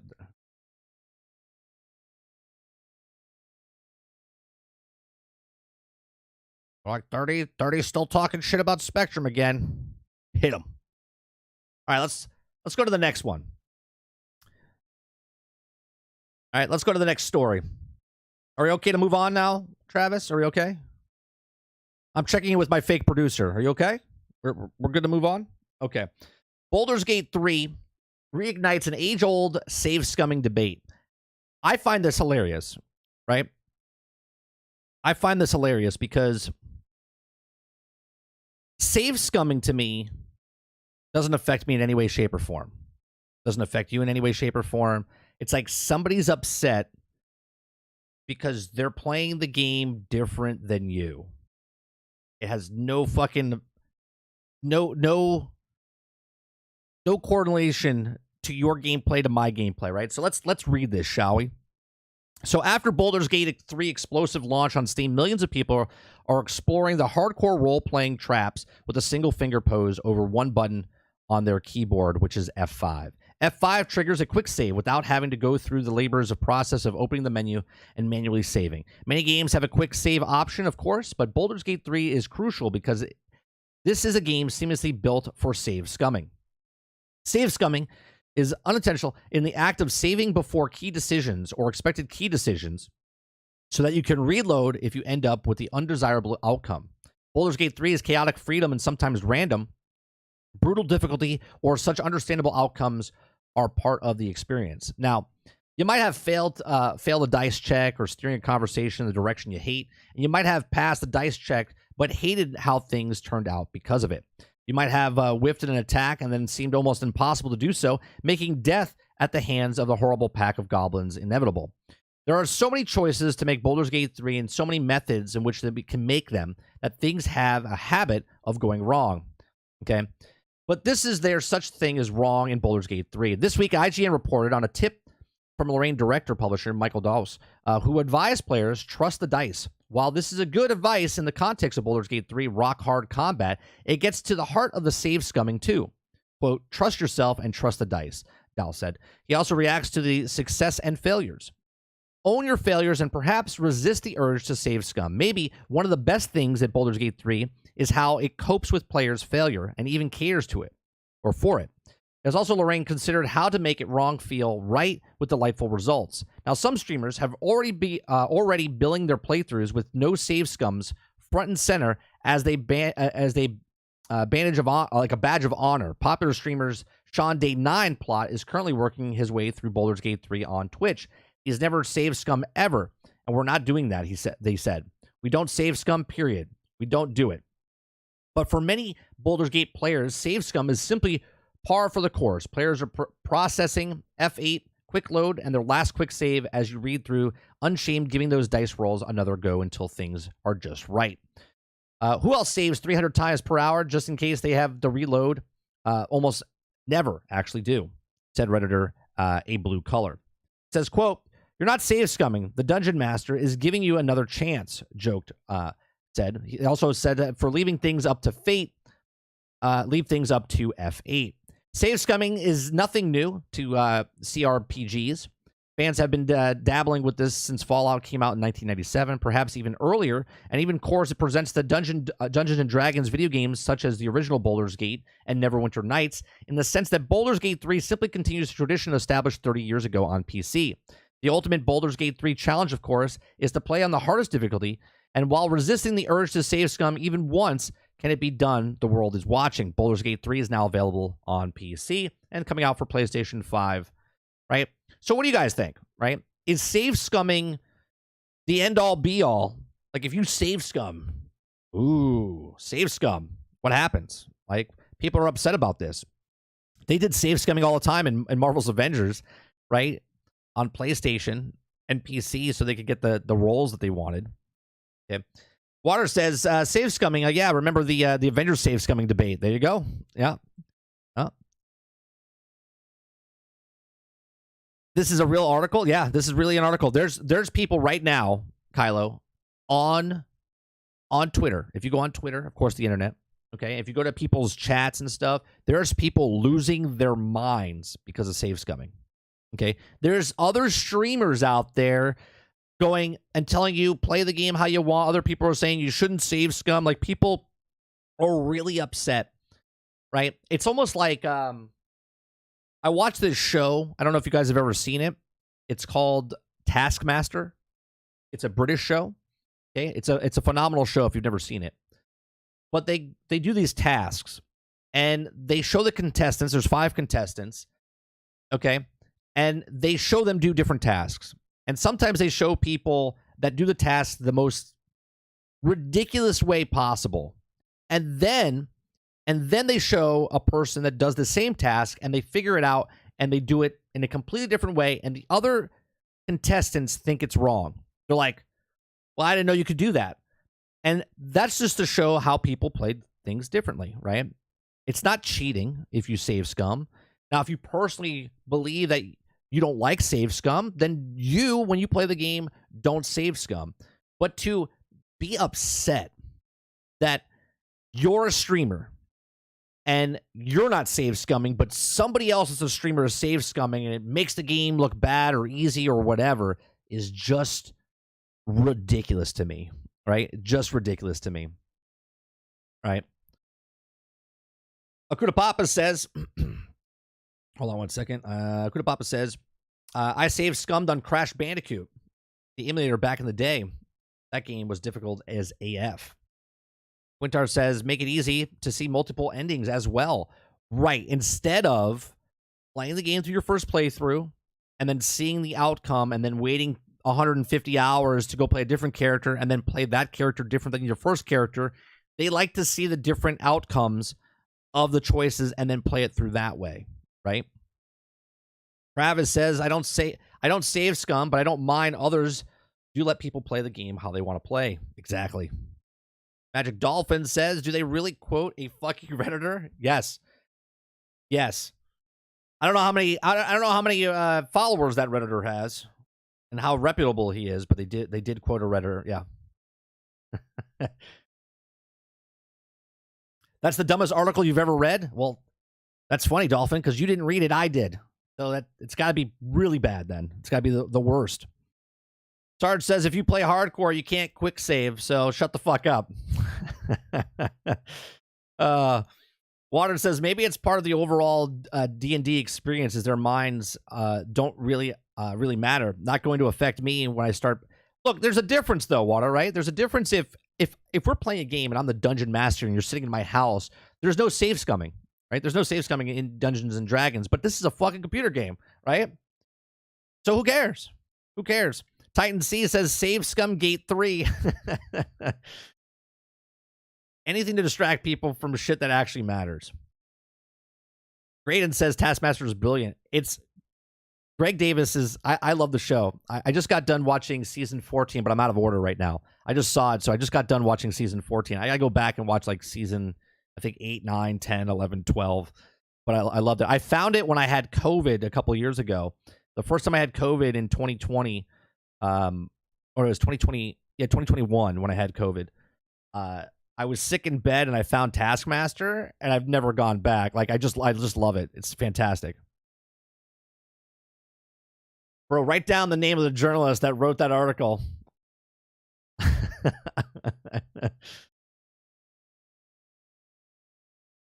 Speaking of British stuff, have you ever watched James May cooking show? It's actually quite interesting. I haven't, but I did watch other things that he's done. I haven't watched his cooking show though.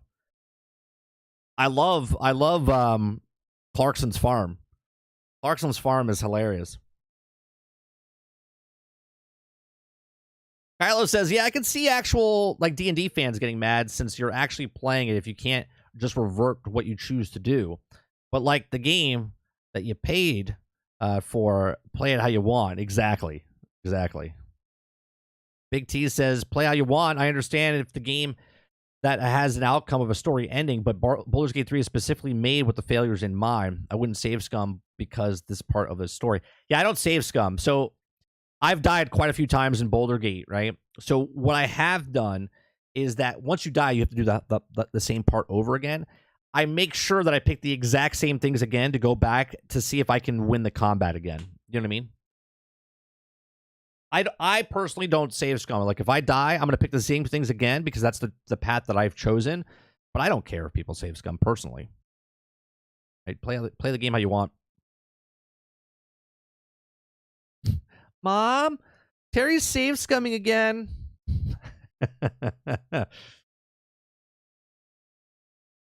Yeah, but even if I am playing Baldur's Gate 3 Akuta Papa, you save scumming has had no effect on me with your game in your house. It has no effect on me.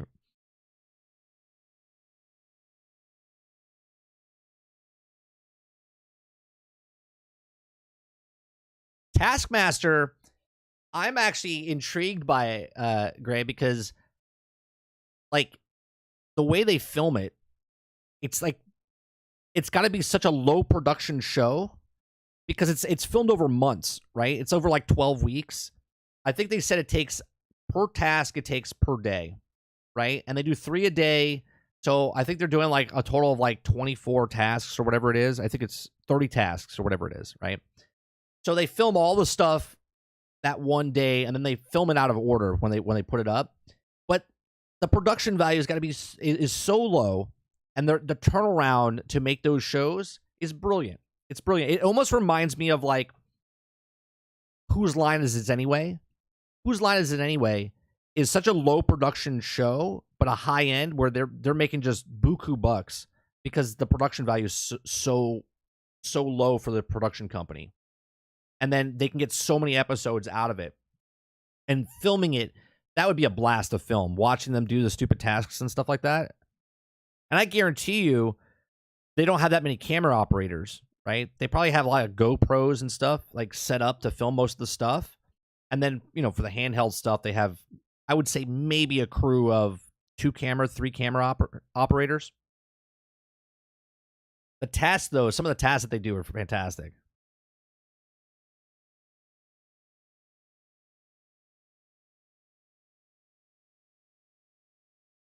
I love how James May admits that he's cooking a show from someone that doesn't know how to cook. Oh, maybe I'll like it then. We need to talk about save scumming tonight, bro. All right, I'll put it in. We do a podcast tonight, guys. It's called Generation X Gaming. Make sure you check it out, 8 p.m. Eastern. We've been doing it since 2015.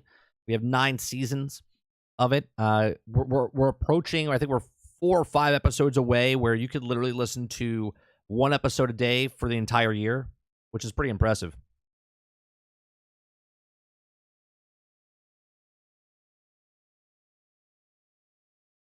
Imagine getting triggered by someone save scumming on the other side of the world.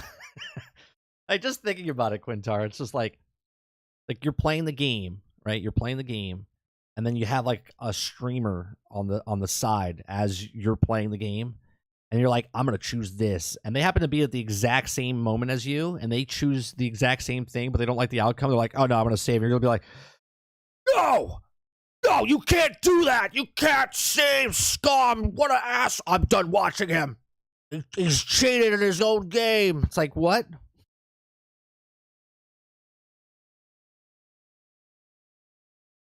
Right? Like that to me brings me joy.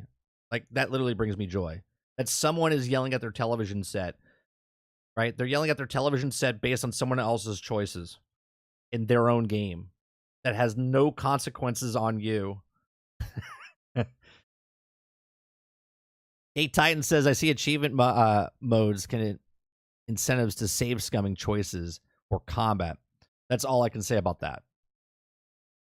Graydon says, I won't keep derailing, but if you haven't checked out the Running Man South Korea, do yourself a favor. It's legit the best variety game show on earth. What is it called? It's called Running Man. I gotta look that up right now. You can there's no such thing as derailing in my stream.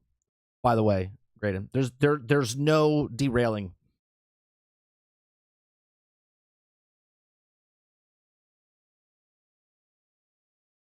Running Man. It's called Running Man. Running Man, Korean. Renowned mean is a South Korean variety show formerly part of the SBS. Let's see. Amazon Prime with premium subscription. All right, let me see. We'll have to watch that.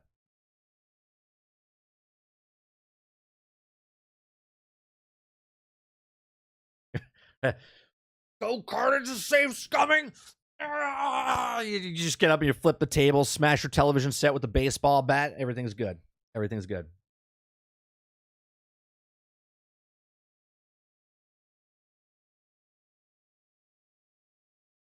Ford says the fact that save scumming is even a phrase and a thing is ridiculous.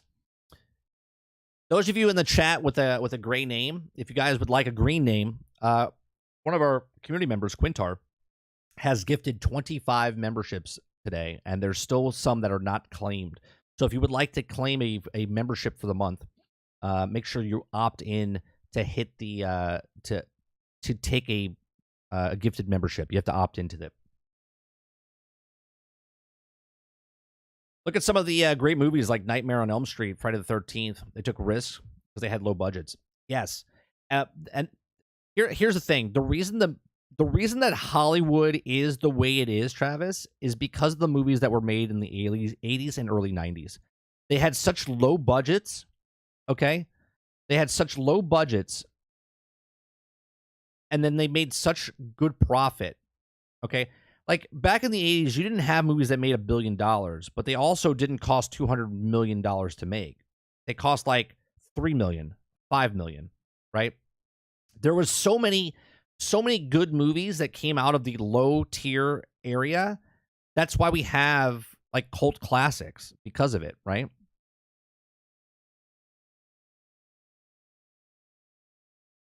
Let me see.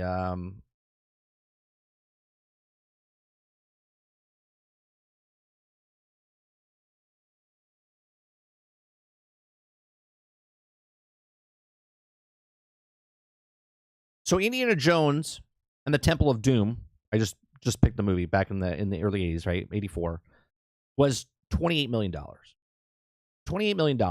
So let's take the 28 million.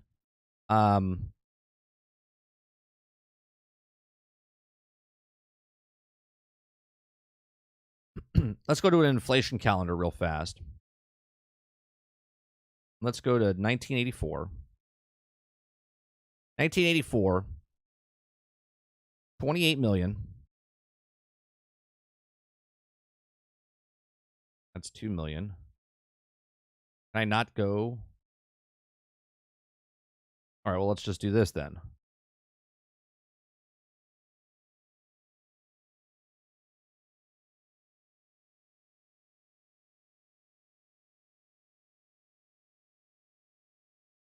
Okay, so $1 million in 1984 is worth $2.8 million today, right? So obviously, if we take 28 million, you're only around like $64 million, right? 70 million. So even then, $70 million production is the comparable of back in 1984. The movie would have made money because if it was a $73 million budget, right? $73 million budget, then the movie would only have to make like $250 million to make money. Right? Well, let's go to Box Office Mojo real fast. All right, Box Office Mojo, and then let's look at Indiana Jones. Let's look at Indiana Jones. Indiana Jones and the Dial of Destiny made $369 million worldwide. If it had a budget of the same as Temple of Doom back in 1984, then it would have cost them less than $100 million. And then with marketing, they would have still made about a $75 to $100 million profit on this movie if movies were still the same, right? So there's a huge difference in movie making now, and they're astronomically high, right? And we could correlate this to video games as well. We had a article that we read about 6 months ago that developers are worried AAA studios are becoming too expensive, and we know this now that Horizon cost $212 million. We know that Last of Us called $220 million. We know other games. Grand Theft Auto 6 reported is like $2 billion worth over the 8 years or whatever.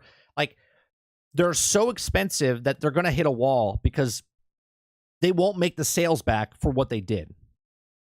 Right? They're going through the exact same problems as the movie industry did 10 years ago.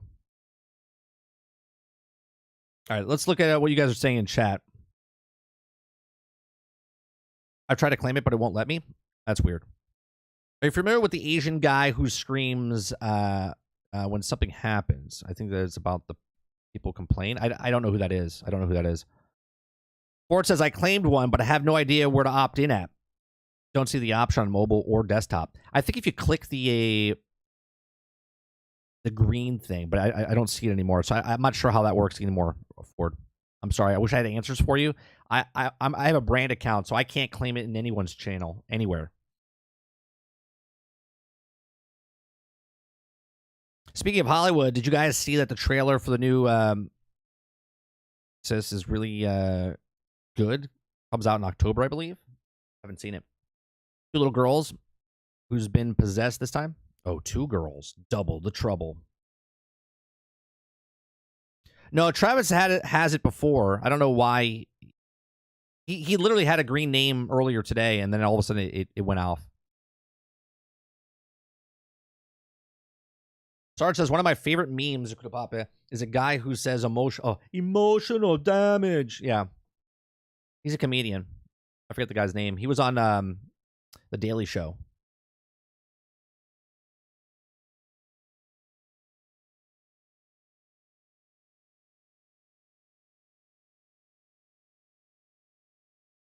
See what you guys are saying. Sorry, I'm familiar with the property. $2 billion for GTA 6.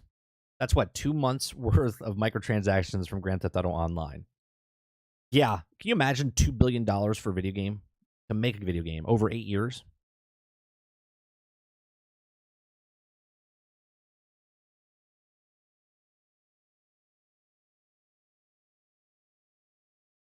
Well, at least if bare minimum, like Anthem, Travis, bare minimum.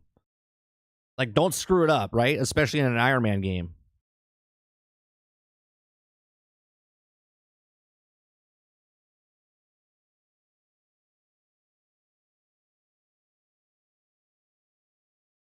Quintar says it went through on my side, so probably on YouTube side. Might get flooded on another stream. Okay.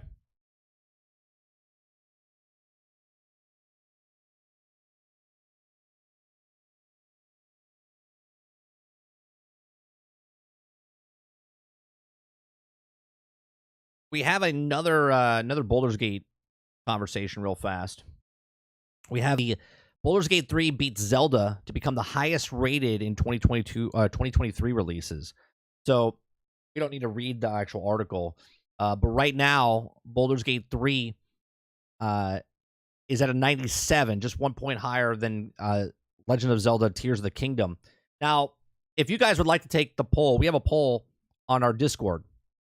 Right? If you go under everything gaming, it's open up to the general public. So if you guys are not linked up or not a member, you can still vote on this. If you go to our poll, we're running a poll on not who you think's going to win, but the 6 games that you think will be nominated for Game of the Year this year, right? So if you guys want to be a part of it, you can go into our Discord, go down to poll, and you vote 6. You get 6 votes, right? I mean, you can vote more if you want to, but you can't put more than one on one thing, right? So only vote for the 6 games that you think are going to make the nominations. Right now, we have Hogwarts Legacy at 17, so that's 1. We have Legends of Zelda Tears of the Kingdom at 15, so that's 2. We have Starfield at 14, which is the 3rd one. We have Spider-Man 2 at 13, which is the 4th one. The 5th one we have Baldur's Gate 3 that has 12 votes so far, and the last one that's leading right now is D, which is Final Fantasy 16. So Hogwarts, Baldur's Gate, Final Fantasy 16, Spider-Man, Starfield, and Legends of Zelda. That's the 6 ones that so far our community thinks are going to be the nominations for this year at the Video Game Awards show later in December. I want Ready Player One basically when I'm playing GTA 5 or it's a bust. Oh, for Grand Theft Auto? I don't know if you're going to get that, Water. At least not for another. When Grand Theft Auto 6 comes out, I don't think they'll have that right away because that'll be down the road when they sell it again to you.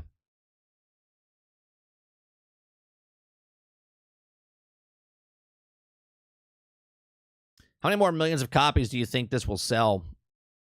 When it releases on console? How many more millions of copies for which game? Grand Theft Auto 6?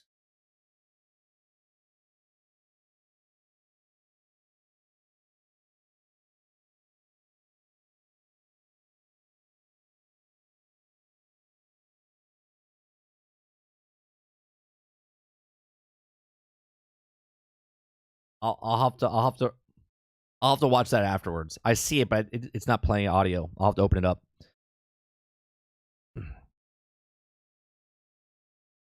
It's looking more like Baldur's Gate 3 right now, at least until Spider-Man 2 drops.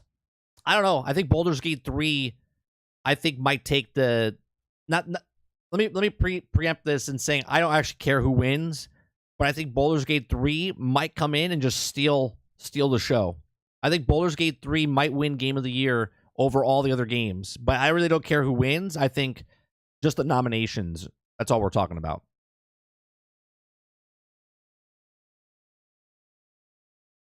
Crowded House says, if Zelda wins Game of the Year, it will be The Robbery. There's too many great games.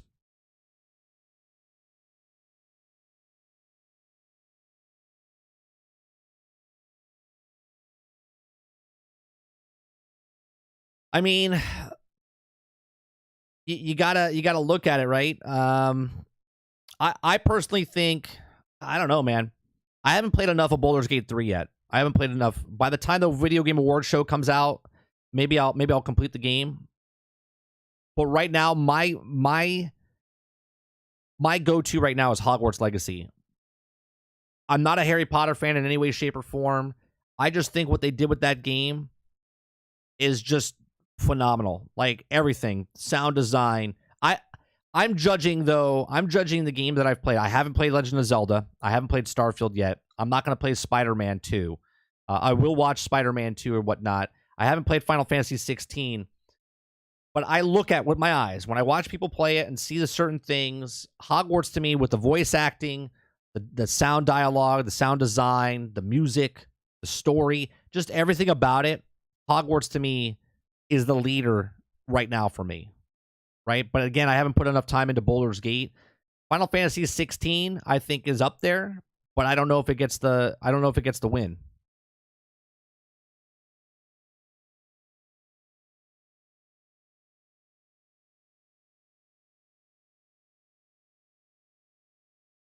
Somebody's gonna get dicked. Somebody's gonna get dicked over. I think even though that our community is I think on par on what games are gonna get nominated, I think there's going to be one of those big games that don't get in, and it's going to be another game where we're going to be like, what? There's so many games this year. Because there's Armor Core that could come out and be a really great game, right? We have Hi-Fi Rush, even though it's a smaller game, done a really good game. Jedi Survivor gets pushed out. Diablo 4, even though the end game and stuff is repetitive, the game itself is actually a pretty good game. That could get shanked out. You know what I mean? The Street Fighter 6 will be in the nomination, I think, for fighting game, obviously, with Mortal Kombat. But I don't know if it gets nominated for Game of the Year.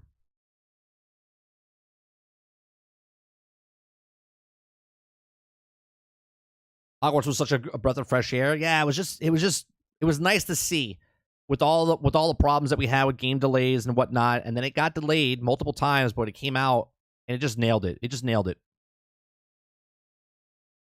Did you know if you speak to Siri on your phone, it will actually do some Harry Potter commands? I found out it will do Loomis and Nux. I do know our I didn't know about the Siri thing. I know about the Alexa thing where if you could set it up where it makes like Mario sounds and stuff, so it does like the tube, like going down the tube and hitting a block, and it's a me, Mario. He does a whole bunch of stuff like that. My son told us about it, and now that's what everything sounds like. Reese says, just bump Final Fantasy 16 out of there. What would you put in place, Reese? What game would you put in place of Final Fantasy 16?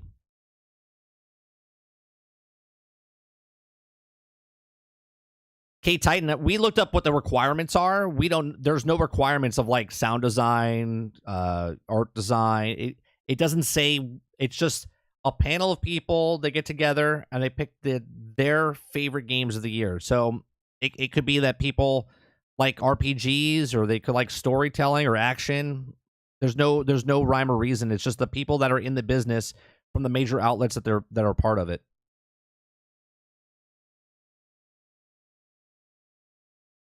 Oh, it'll be up there for indie. I'm just saying, Travis, like, nobody thought Stray would be nominated for Game of the Year, but it was, right? So there's another small time game called Dread, which is a pretty brilliant game, right? So there's like usually these indie titles that could sneak in and take it from something, right? A lot of people might not know about it, but at the same time, if you ever watch like the Oscars back in the day, all of a sudden there's always that one movie that sneaks in and you're like, what? I've never even heard of this movie. And then it gets more recognition afterwards. Unpacking. Reese says Unpacking over Final Fantasy 16.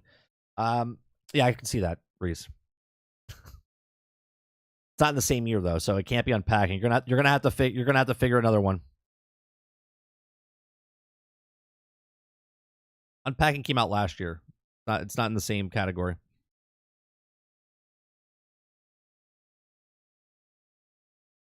Yeah, it's all based. That's why I said we're looking at it for the nominations, not the win. I just want to see if we're right about the nominations.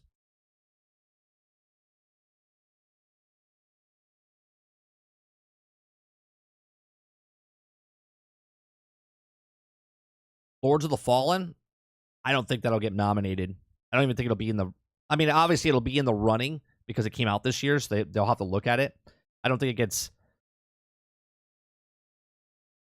I think there's so many Souls-like games coming out that they're gonna have to make a separate category just for that category.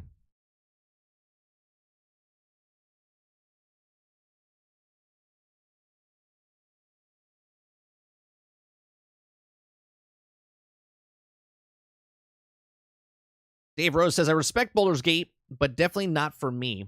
Has 3 things I hate: don't like isometric, don't like the dice roll, and not a fan of turn-based. Yeah, no, I get it. I get it. It's not a massive seller, but they did sell 2 million copies before it even launched over the early access period. And then I think the concurrent player base, it peaked at 800 something thousand.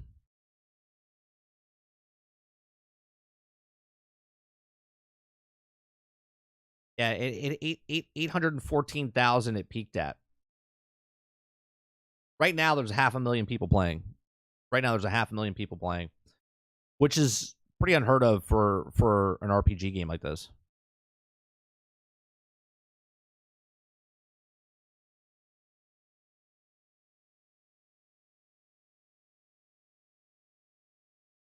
I like isometric. We had this conversation back when Lost Ark came out. I know, what's it called? Krebsy was talking about he hates isometric games. He's like, nobody likes isometric games. And I'm like, that's not true. There's a lot of people that like isometric games. Hence, look at Diablo, right? Over 10 million copies sold. The fastest game ever sold, right? For Diablo. One of the top fastest games selling, and it's an isometric game, right? So many people like isometric games. But obviously, there's people that are like, I hate isometric, but they're popular, man. They've always been popular. There's so many games that are isometric. So many games started as isometric and then turned into other types of games.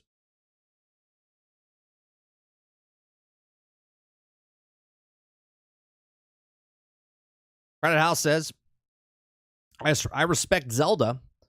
It's not for me. I don't like games with crap combat and run poorly. Yeah, the run poorly. You know what's funny, Crowded? They don't talk about that. They don't talk about that with games on the Nintendo Switch, right? That's not a talking point when it's on the Nintendo Switch. They're like, of course it's going to run like that. But if you put 30 frames per second on the Xbox, right? Nobody's talking about Spider-Man running at 30 frames per second at quality mode. Nobody's talking about that yet. I don't think you will. I don't think people will bring it up.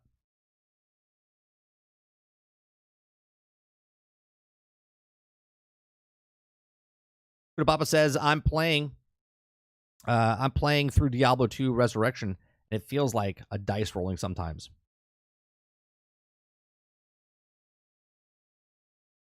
Combat isn't crap, though. As someone who hated Breath of the Wild, Tears of the Kingdom was much, much better. I can't... My first impressions of Zelda, when I bought it, when I got my Switch, I liked it, but it was boring to me. It was just boring. There were so many lulls in the game that I was just like, yeah, no. And that's not talking shit about Zelda. I mean, what was it, 22 million or 30 million people say otherwise and they love it? I mean, I'm actually one of those people that bought it, so I'm in that stat, but I'm bored. I was bored of it.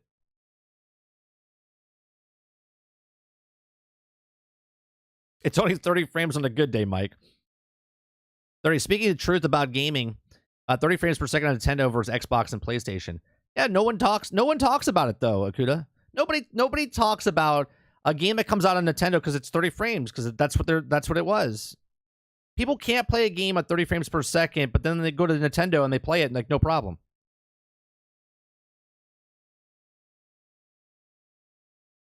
Dave Rose says that's because Spider-Man has 60 frames per second mode on performance mode, and it's not locked at 30 period. But at 4K, it's running at 30 frames, Rose. Right? I'm just saying there's a double standard happening for certain people, right? Regardless if there's an option to run it at 60 or not locked at 30 frames, what I'm saying is there's a double standard when people say that it doesn't run at that, and this is how it runs. At 4K, it doesn't run at 60 frames per second. And everyone says if it doesn't run at 60 frames per second, at 4K, then it's not next-gen console type stuff.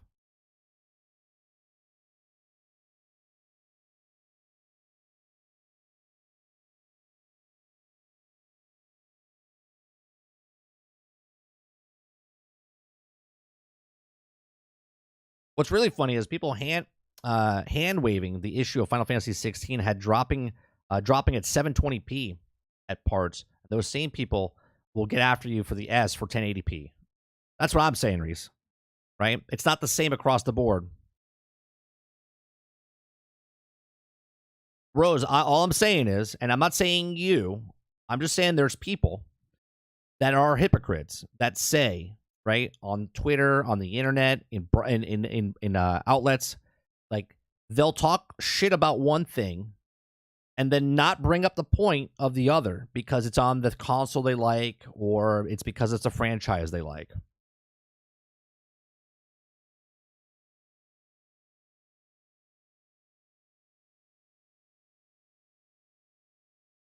Oh, I agree. Talking about the use as a reason why I'm still okay with 30 frames per second. Starfield at 30 frames per second with the fidelity versus Nintendo at 30 frames per second is night and day for graphics. Travis says, if the game people whine about being only 30 were fun, as well, I wouldn't care if anyone would play Gotham Knights. Loved it. Gotham Knights, I know a lot of people can't get by. The combat was fun as hell. The story was good. It was just that everyone gave it shit because it was 30 frames per second.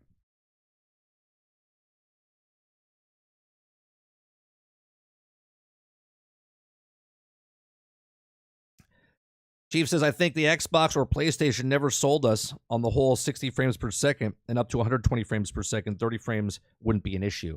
Oh, I get it. I get it. All I'm saying, Chief, is that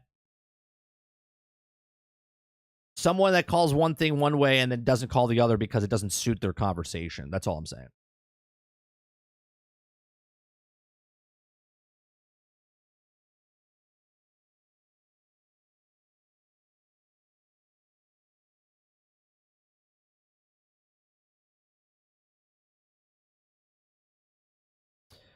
Ford says 30 frames per second is so rough when you use when you're used to 60s though. I always pick higher frame rates over a prettier picture. And I get there's people out there that get nauseous and sick and they can't go back, and I understand that.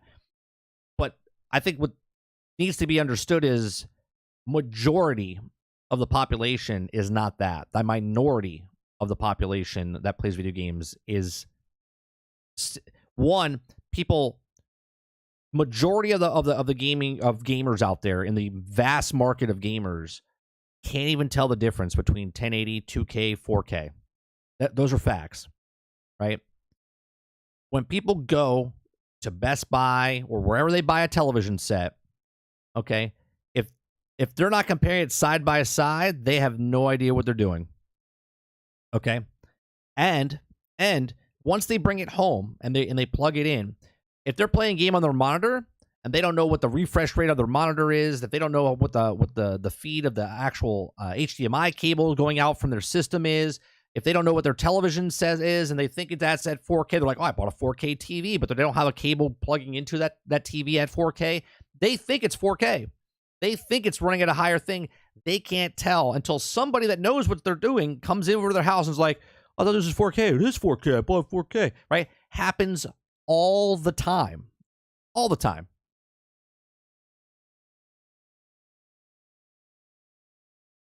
Right?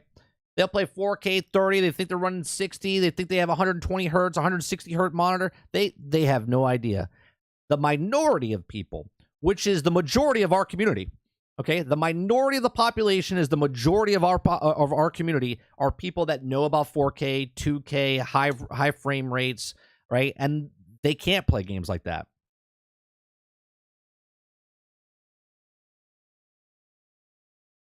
I'm sorry, but the whole I get sick if I go back to 30 frames is bullshit. Like, did you never play a PlayStation 2 game because all of those were 30 frames? That's not what they're saying, Travis. What they're saying is you play 30 frames per second, right? It's the same thing of people getting nauseous when they play video games when they put the VR headset on, right? They're saying that they played 30 frames and they were fine with it. But once you went to 60 frames, your eyes see it, okay? And then when they go back to play a game at 30 frames per second, they do get nauseous. There are people that get nauseous from it.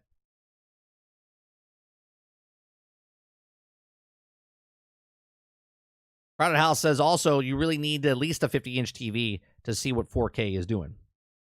Reese says I'm one of those. I can't legit tell the difference between 30 and 60.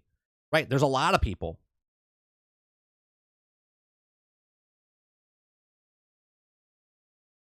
Kuda Papa says 60 frames per second on a TV is new in the last decade. A lot of people are still running on something that runs 30 frames per second and can't actually benefit from the higher frame rates. We literally have this conversation. I listened to one of my old podcasts for Generation X Gaming, I think it was 2017 or 18. I forget what episode it was.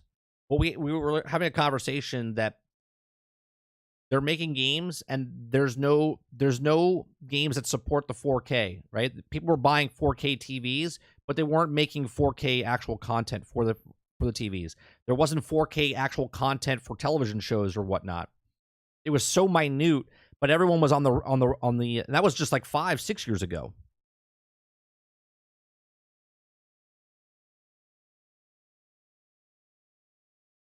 Here, let me do a comparison here.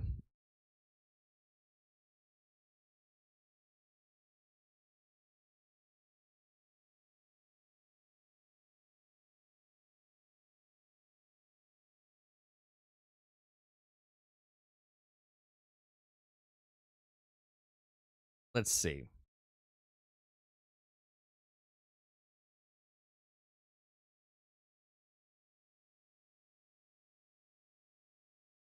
This is a video that says 30 frames per second compared to 60 frames per second. Okay. Let me make sure I got it on the, because obviously there's going to be a little latency. This is at 720. We're going to put it at 1440p 60 HD, right? This is at 60 frames per second right now. Right? And there's the difference, right? There's the 30 next to 60.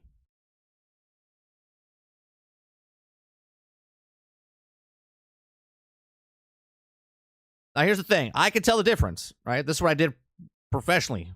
I worked with cameras at high speed and whatnot, 60 and 30 and 24 frames per second, right? I can tell the difference.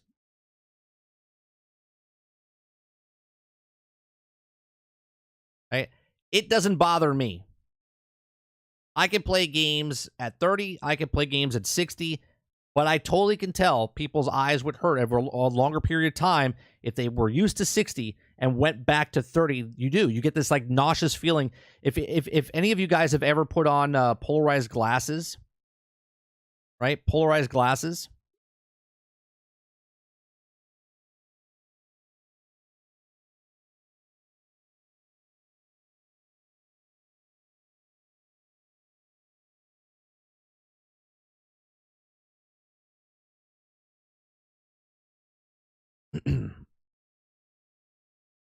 A video is very different from playing it yourself. Oh, 60 frames per second, 60 frames per second if you play it or not. What do you mean?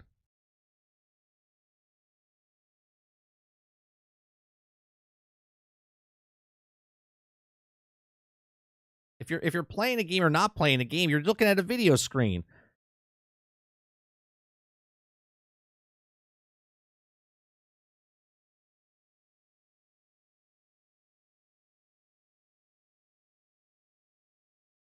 What do you get more nauseous if you're holding the controller in your hand? What are you talking about, Crowded?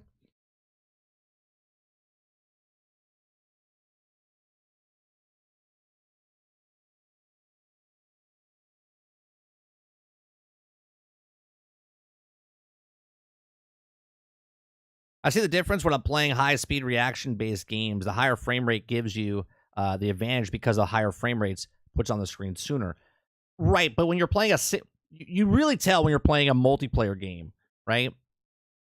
When you're playing a single-player game, when you get to combat, like Starfield, I don't think it's going to be a big. I don't think it's going to be a huge thing, right? When people play the game, I don't.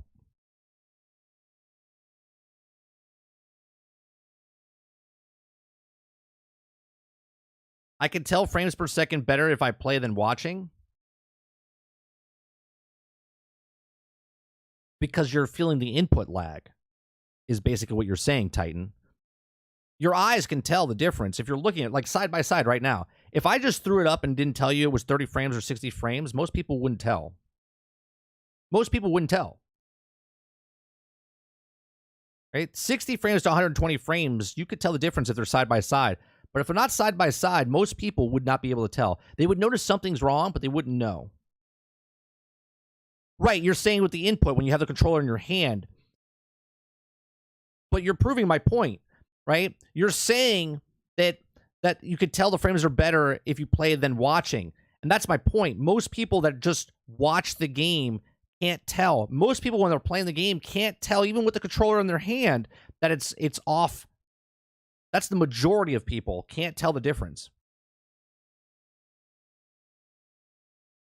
They just see it on their really nice, expensive television that they just bought, and it's like really bright colors, because people think bright colors are better graphics.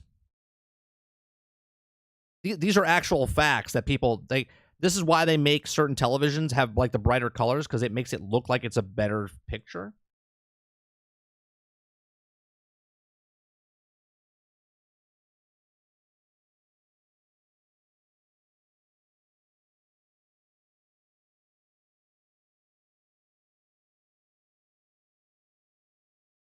Yeah, for multiplayer games, it actually calculated this by 300 to 1,000 frames per second is limited on the reaction speed depending on the person. I see up to those of 400 frames per second in reaction time. Travis says, yes, but people used to think it was good to stare at the sun because it was bright.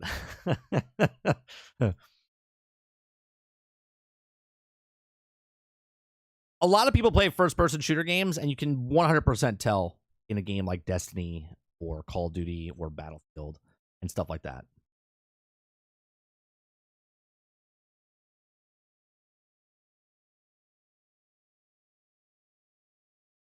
No, brighter isn't always better, but that's what I'm saying, though. That's why they have different modes on television sets to make like the brighter, vibrant. The HDR thing was a big thing.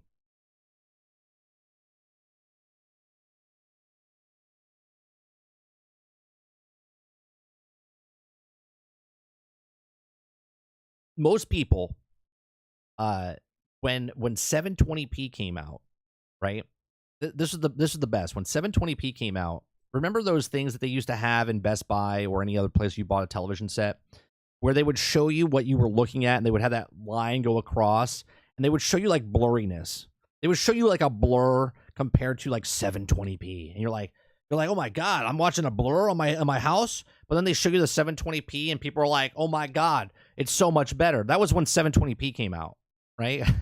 I was like, I have not been watching blurry television my entire life, right? Because they make that comparison so they could sell you the television.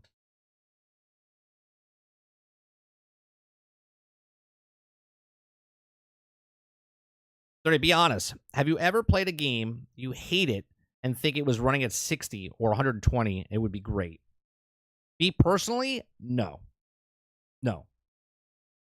Me personally, I'm not like that, Travis. To say though that people aren't like that, I'm not speaking for everybody. For me, it's not a big deal. For me, I literally work with cameras. I film in 24 frames per second. I film in 30 frames per second, 60 frames per second. My eyes, I've worked with all the speeds for film. Okay. I understand why people want the 60 frames per second. All I'm saying is the majority of gamers can't tell the difference. The minority of people can tell the difference, and the minority is the majority of the people that watch on YouTube.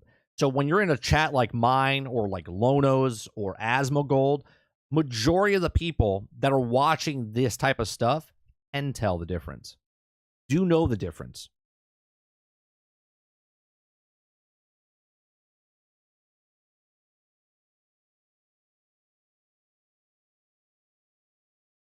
That's a huge difference right there with the 60. The 60 right there looks almost like 30.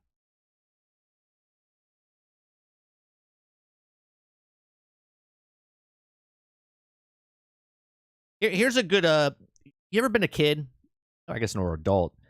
And you're riding in the back of your car when your parents are driving, and you like stare at the tires, and you see the tires, it's like spinning, and then all of a sudden it goes and then it starts to go, it feels like it looks like it's going backwards, right? Your brain, the longer you stare at something, starts to try to process what's going on. Okay? Most people don't realize it. They don't.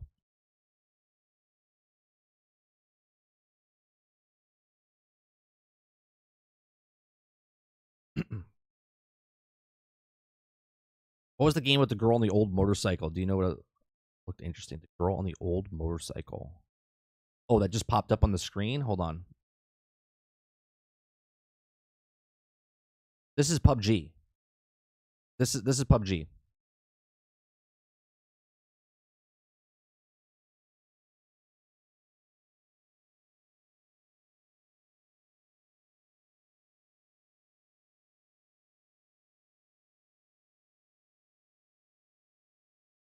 Quintar says we tend to purchase the products that we can deliver our expectations as well. Right. So here's another thing, right? So back in the day, I was training on 8K cameras back in 2007, right? We weren't even I think the Super Bowl and I think the Tonight Show by like 2010 was like in 4K. Most people didn't have like 4K televisions, right? Most people didn't have 4K televisions. So people would buy 4K TVs, right? And then they would turn on just a regular thing. And they would watch golf or they would watch anything and be like, "Oh, look how great it is. Look how." All right, they're like, "It's at 4K." I'm like, "No, it's not because it's not filmed in 4K." Right? It's not 4K. Right? It's not. You think it is because you purchased something. Right? They think it's something because they were told the person that sold it to them was like, "Oh yeah, it's 4K. All the content that's on your TV is going to be at 4K," and that's not the case. It's got to be created in that outlet to become 4K on your television set. So, for instance, right, Starfield's at 30 frames per second. Just because my television does 4K 60 frames, let's say, and I put that game in, doesn't mean it's going to be it because it doesn't support that, right?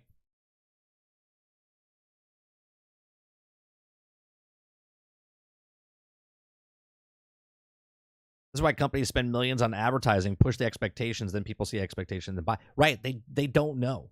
They buy it because they think that's what it is, and when they put it there, it's not.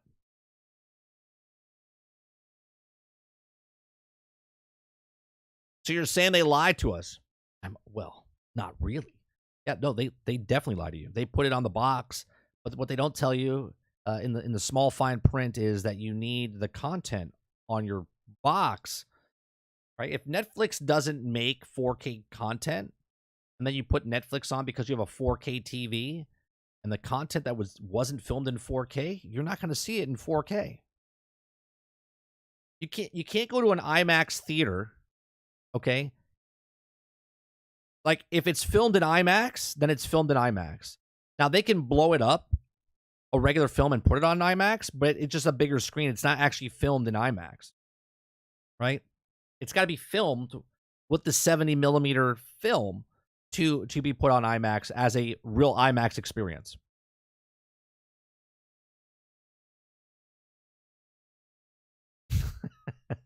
Yeah, V. Why companies spend millions? Did I miss another one? If you go buy something, then your brain tricks you into seeing it 4K is amazingly different. Oh, for sure. A lot of people get nauseous during IMAX theaters, Travis. And they get even more nauseous when it's a 3D IMAX.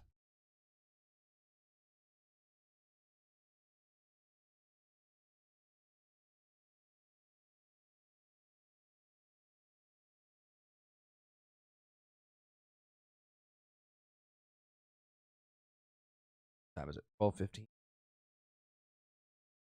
When I was younger, living with my parents, I would buy new games consoles. My dad would always say, "I don't see the difference." You guys sound like my dad.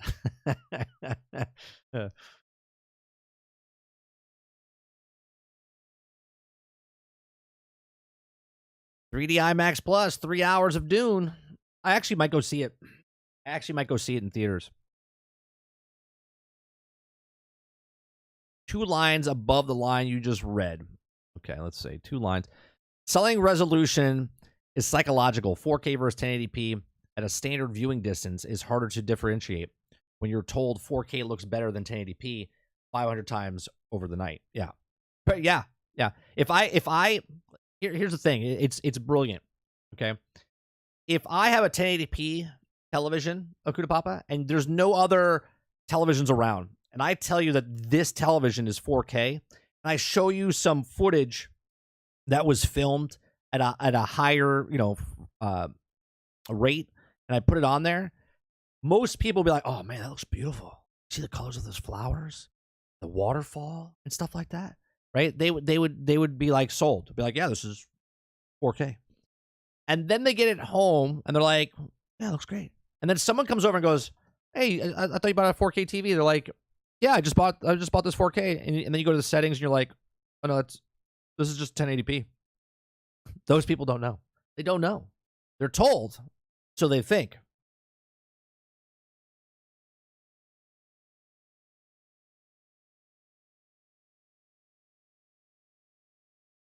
I love my dad, but he's full of crap.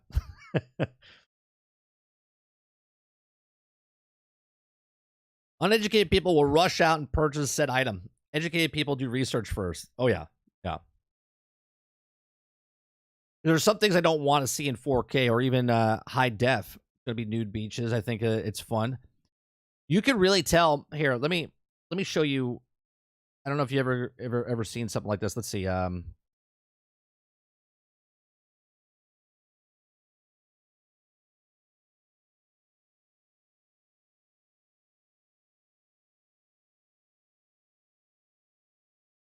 Let's see.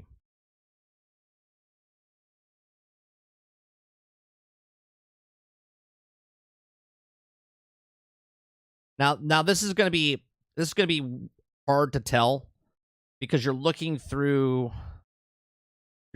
my television, or you're looking through your TV screen. And you're looking through your TV screen, and they're going to show 4K, 8K, but through a 1080p. It's going to be really hard. Okay. But this is comparing 4K to 8K.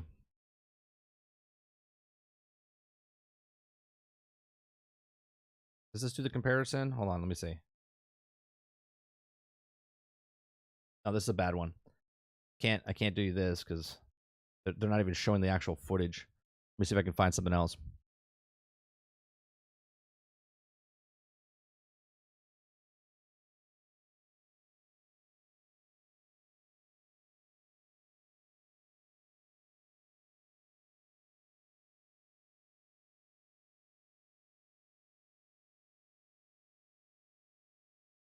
Okay. This is I put 4K on. Okay. Now, is there a split here? They do a split, I believe. No, he doesn't do the split? Oh, what the fuck? Fucking liars. They do lies.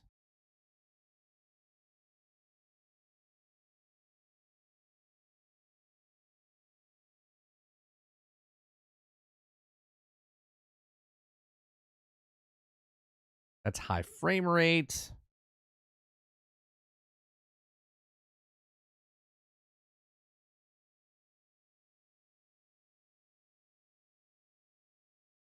Okay. Let's see if this one does. Is that 4K? At 4K. Okay. Let's see if you guys can see the difference.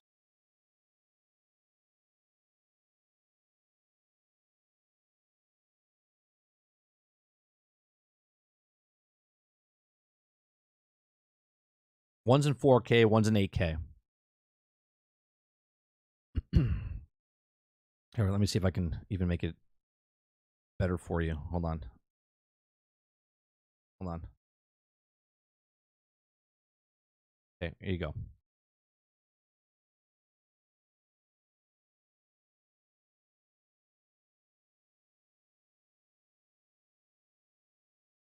Yeah. A lot of people film in 8K and then they'll punch in for like close-ups and stuff with the 8K to make it.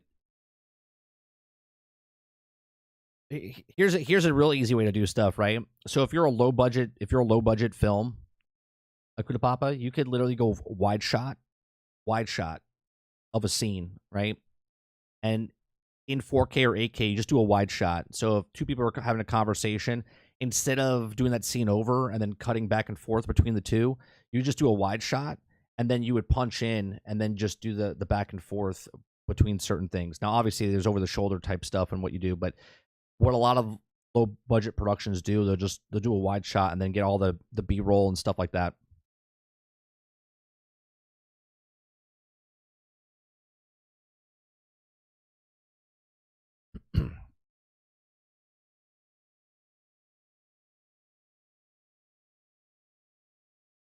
What, you can't tell the difference, Travis? You can't tell the difference between 4K and 8K through your iPhone that you're watching?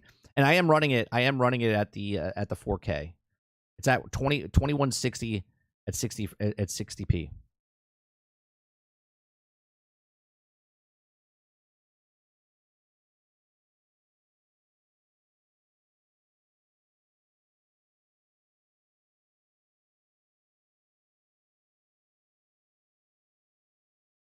If you notice the frames per second up here, it's dipping from like 150 frames and it drops down to like 5. And then this one over here is also dropping. 4K, it's running at 84 frames, and the other one's running at 8K is running at 27 frames per second.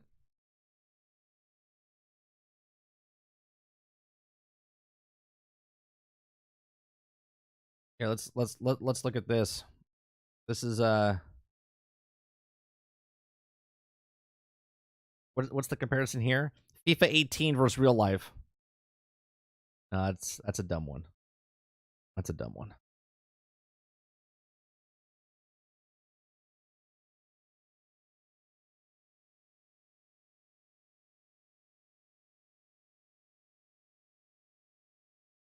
This is 4K Epic versus low graphic comparison and benchmarks.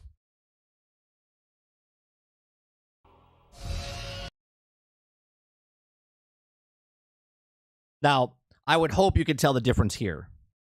Epic versus low. I mean, look at the detail in the water and the beaches and the shadows and the trees. I mean, look at it. It's just night and day. I would hope you could tell the difference here.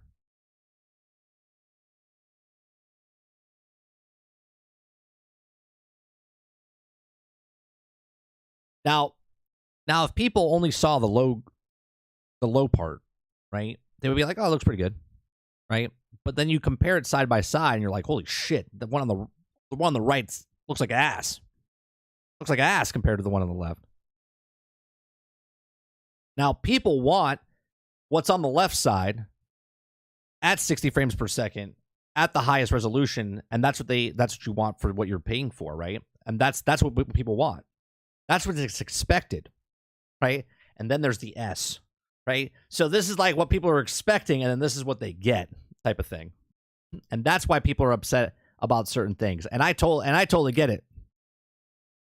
I'm not sure what game it is. I'm not sure what Ark Survival Evolved 2017.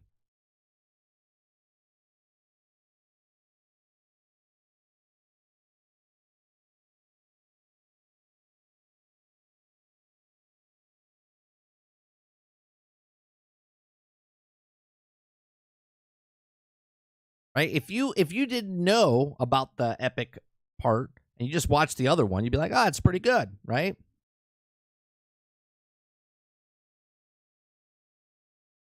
But look at the difference. Low is running at 163 frames per second. The Epic's only running at 30 frames per second. It dips into the it goes up to the 40s and whatnot.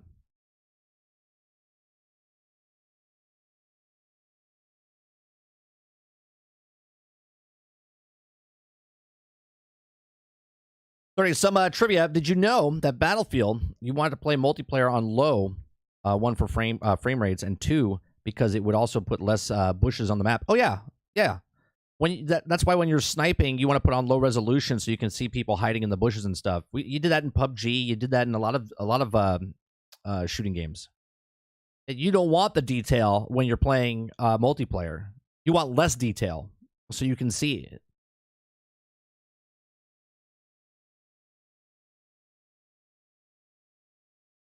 That's what makes BattleBit Remastered such a good game, because you don't have to change the graphics to see other shit. It all is shit. It all looks like that.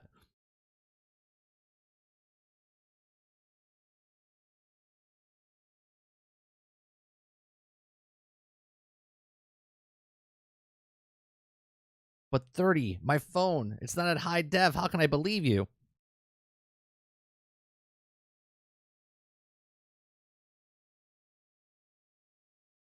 So that's it. I don't know. I just think a lot of people, it's a conversation that you can have, that people get nauseous and whatnot. again, the minority of the population, which is the majority of people that watch videos and stuff on YouTube, is the player base that they do get nauseous. There are people that get nauseous because your brain, and again, the best way I can describe it is if you guys have never worn a pair of polarized glasses, when you first wear them, kind of feel like nauseous and stuff like that because your eyes are getting used to the new stuff. Whatever happened with the whole full price Arc upgrade? Oh, they changed it, Travis. They changed back. What time is it? 12:30. We can still talk because I don't have to pick up my son for a while. I think they changed it. Was it Arc 2? Arc 2 full price thing, right?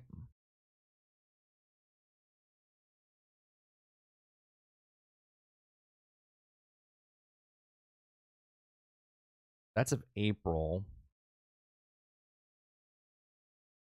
They said they weren't gonna charge, and they were gonna charge. I recently just saw something when I was on vacation. Hold on, because they changed it again. They took it back.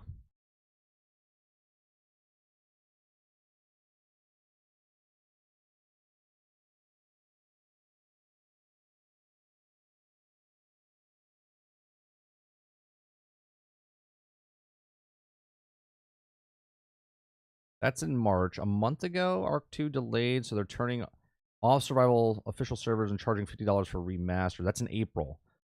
But they just said something recently. Let me see if it's this.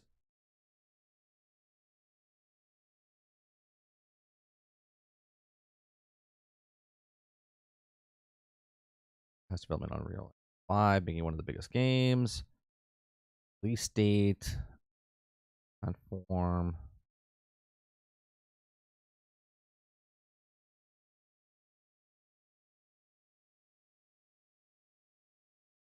No, it doesn't say. I know they changed something.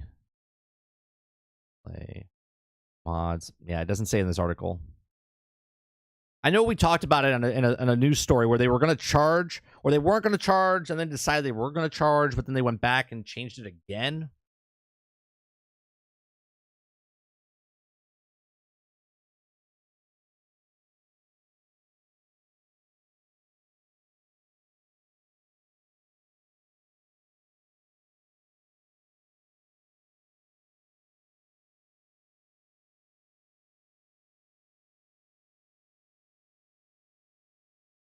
Yeah, April 11th.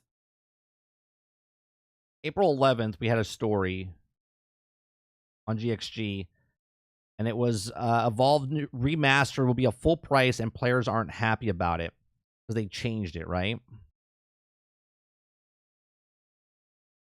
It's called Ark Survival Ascend, which will be releasing on Xbox Series X and S, and originally supposed to be a packaged with Ark 2 for a price of $50. But instead, they're now going to launch standalone $60 of it. But since then, I believe they changed it back.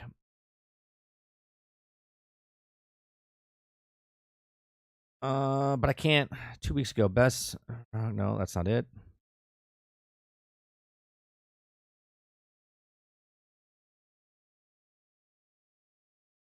When Ark said they were going to have another example of great momentum, moments of money grubbing history. This company has always been bad with the way they do stuff. Remember, what was that one called? Atlas? What was that one called? The ship, the pirate one? They were supposed to do something, and then they charged for it, and then they screwed it up. I remember it came out during like Christmas time, the Christmas break or whatever.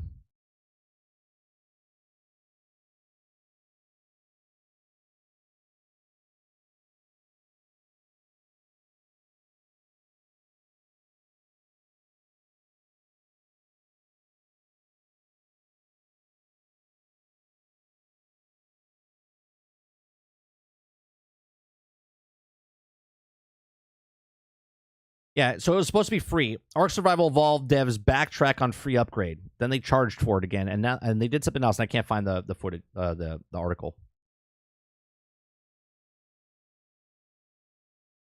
It was supposed to be backtrack. They backtracked and then they backtracked again.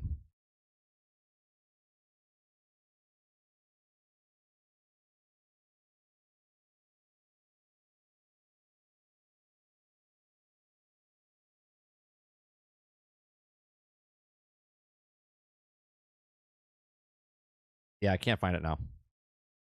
I'm sure we'll find it down the road. I'm sure they're going to change their mind again before the time comes out.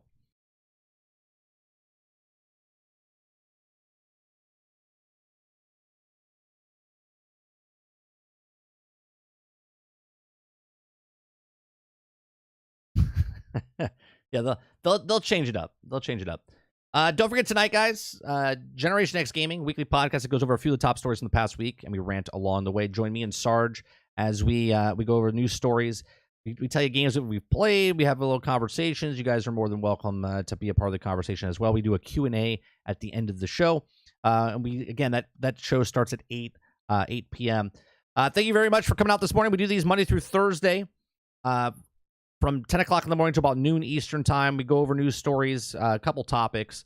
We have conversations. We talk about random stuff as well. If you guys like this, make sure you hit the like button down below. It helps us out to grow the channel.